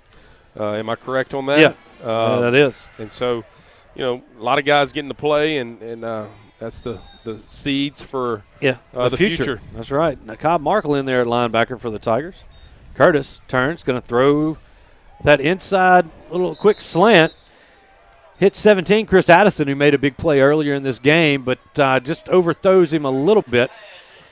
And it's incomplete. It'll be 2nd down and 10. Yeah, and he just ran a slant and was wide open. Just got to stick it on him there. And, again, the freshman free safety. You got guys coming over the middle. You got to be head hunting. And make him remember you. That's right. That's right. All right. Curtis once again, 4 wides, 2 to either side. He's got it. Rolls to his right, looking to throw. He's got some running room, and I think he's going to take it as he runs, gets out of bounds. I'm going to say he stepped out of bounds at the 27-yard line. Looked like he got a couple more out of that. But they dropped the sticks. I don't think Curtis knew where to go. It's going to be 3rd down and 3 here after a gain of 7 there on 2nd down. 1:54. The clock stops as Curtis ran out of bounds.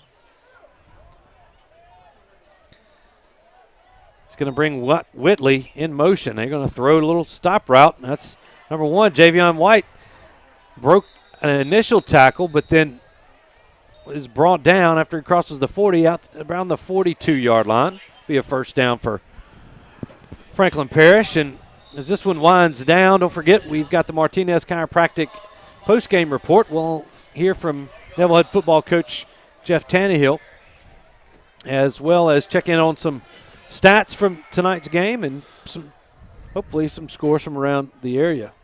Will Anders been around the state, he says. He says around the state. He's expanding. It's like Prestige Worldwide. All right, that ball is thrown. Is it caught? No, it's incomplete. It's going to be 2nd down and 10.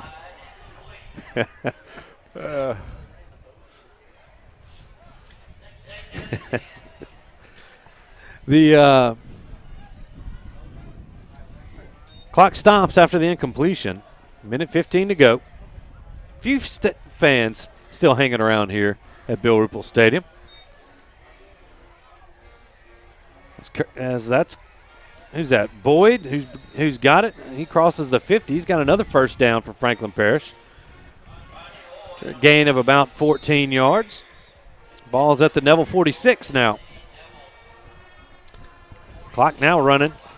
We're under a minute to go in this football game, and all we're waiting to see is if the Tiger defense can keep Franklin Parish from putting any more points on. And this time, Curtis getting flush from the pocket. He throws, looking for White again, and the pressure forced that throw to be a little bit low.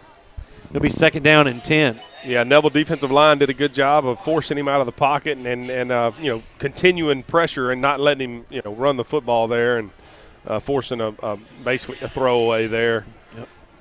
Robert Tappan checking in at defensive back for the Tigers. Another senior.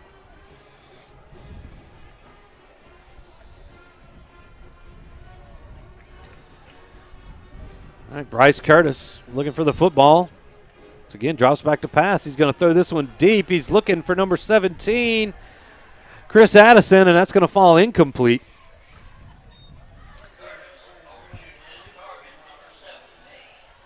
And it's going to be 3rd down and 10. Yeah. Got to give it to Franklin Parish. They're going to play to the last minute or last second. And 30 seconds to go here. And now 3rd and long. Franklin Parish is going to take a timeout. Again, they're playing for the last second. They're definitely playing to the last second. They're about to dump Coach. Huh? They're about to give Coach Tannehill a very cold bath. Oh, really? Oh, yeah, district champ, baby. Well, I see it. Keep a camera on the bucket. I see it right here in the back. I think you got Qualls in there. Has got a hand on it. The bucket here by the sideline around the 49-yard line. I'm standing and waving at it. Yeah, okay, see. So maybe just keep an eye on that. We'll have a bucket cam as clock's trying to wind down here.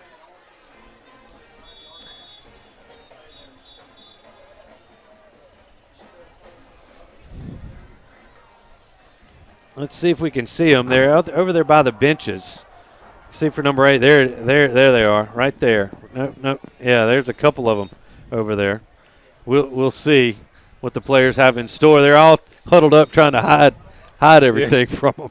All right, 3rd and 10 here. They do have to know. I mean, this isn't the Kentucky game. As Curtis rolls out, he's got a man, and he's going to be. It looks like he's out of bounds, but they're going to say he makes the catch at the 29-yard line. And that'll stop the clock again with 17 seconds to go.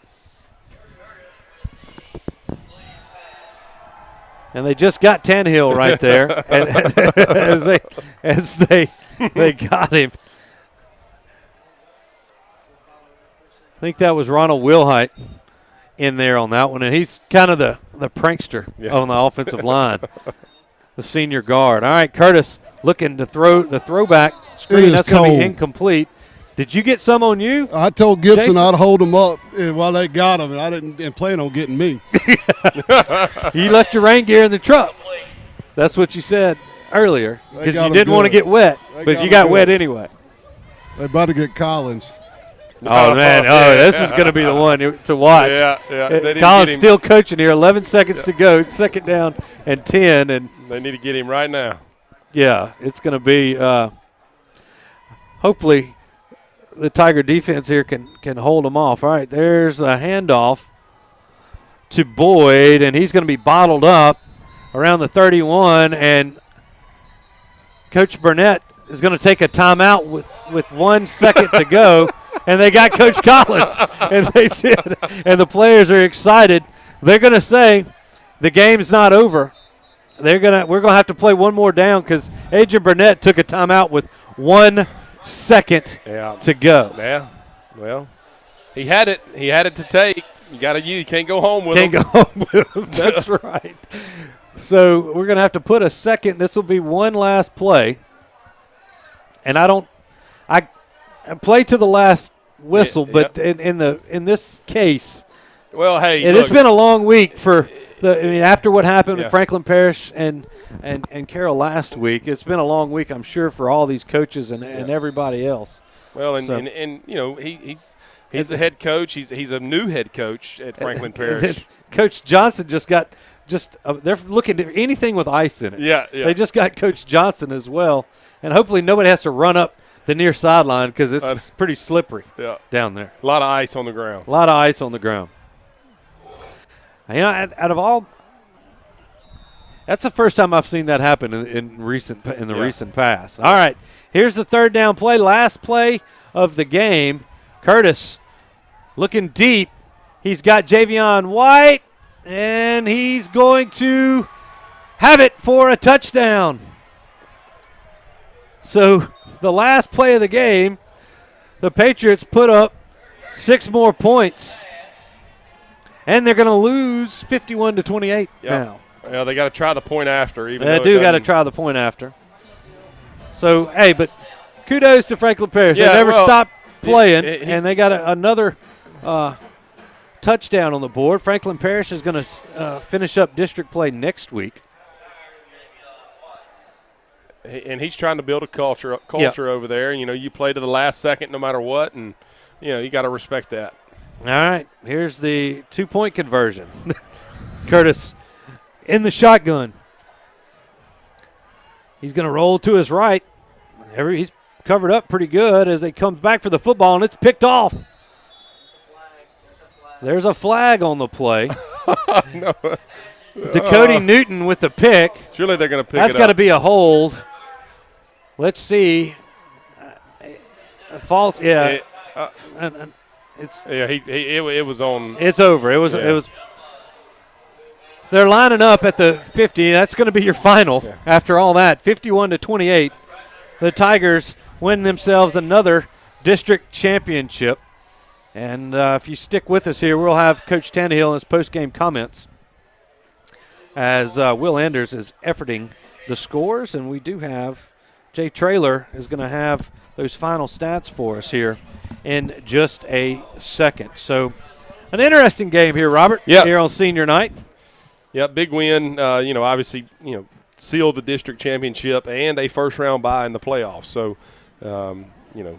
Yeah, we think. Yeah. But we should, based on all of our projections, we should have a first-round bye in the playoffs. Yeah, I guess we've got one more week. Let's go down to midfield, Coach Tannehill and Jason Ewing. Take it away. Coach, congratulations. Another district championship underneath the belts for Neville. A well-fought game by the Tigers. You know, couldn't ask for anything more. Yeah, I thought our guys played well. You know, the second half was a little sloppy, but we got a lot of young kids in there and played. And, you know, I felt like we really did a good job tonight. So it looks like 2 weeks off before the playoffs start. I know we needed kind of banged up, kind of heal up some people. How are you going to keep the team engaged for the next 2 weeks? You know, we're going to start over like it's the beginning of fall. Really work on tackling, work on you know, all the little things that gotten to where we are right now. Good deal. Congratulations, Coach. How was that bath? Huh? How was that bath? It's cold. It's cold. It's cold. All right. Thanks, Jason. All right, final stats from tonight as we enter into the Martinez Chiropractic post-game report. Neville outgained Franklin Parish 421 to it looks like 321 yards. The Tigers had 208 yards on the ground, 218 through the air. Brooks Anzalone was 10 of 14 for 200 yards and 2 touchdowns. John Michael Sampanera 1-1 for 10 yards and a touchdown. Bryce Curtis was 14 of 27 for 311 yards and 4 touchdowns there. A lot of that coming there in the second half. Frank Mansfield, the 100-yard night, 13 carries for 120 yards, 9 with an average of almost 10 yards a carry. So Mansfield had 2 scores. Jacob Robinson had 1. Let's see, Jaden Gibson, I believe, receiving, had a touchdown as well. Bradley Hanlon had a touchdown. Mason Shelby with a receiving touchdown as well. Overnight, just a dominating performance. It was 51-28. They did score that last one there at the end, but, There you go. Tigers win another district championship as the band plays Tiger Rag down in the end zone after the alma mater. All right, we got some scores for us here. Will, let's go. Let's throw those up there. Final scores from around the area. Here, West Monroe leads Ash 24-13. Ruston all over Ouachita 47-13. Catholic Baton Rouge all over Scotlandville 38-0. Edna Carr leads Rummel 35-14. John Curtis and Brother Martin. These are all finals. All right, 23-14. John Curtis over Brother Martin. Evangel leads Huntington 14-8. St. Thomas More beats Westgate tonight 42-27. Salmon leads beats Pearl River 50-29. Lafayette Christian all over North Vermilion 34-0. Opelousas 45, Breaux Bridge nothing. Carroll and Richwood, it's not final. Carroll leads Richwood 19-16. Union Parish leads Wassman. I think that is a final, 55-12. Edie White over Sam Houston 21-7. Jennings and Lake Charles College Prep. Jennings leads 27-23. Church Point leads Kaplan 36-29. In 2A, North Caddo, Loyola Prep beats North Caddo 41-22. All right, Faraday takes the one on the chin. Plaquemine beats them 53-13. Oak Grove all over General Trask 51-8. St. Charles beats Country Day tonight 35-14. Darbone Woods beats Green Oaks 28-14. In 1A, OCS beats West Marion, Mississippi 49-18. LaSalle over Northwood Lena 44-20. Ascension Catholic all over White Castle tonight 60-12. Block beats Tensas 28-14, and Vermilion Catholic beats Central Catholic tonight 44-7. So, good job, Will Anders, on all that, and thanks to everybody for bringing us through home. We had a lot of stuff going on today. We got it done. The regular season is over. We will wait to see who we play in the playoffs, and we will have that coming up for you in the upcoming weeks. Stay tuned on the Neville Tiger Network social media pages, so we will have that interview with Bill Johnson and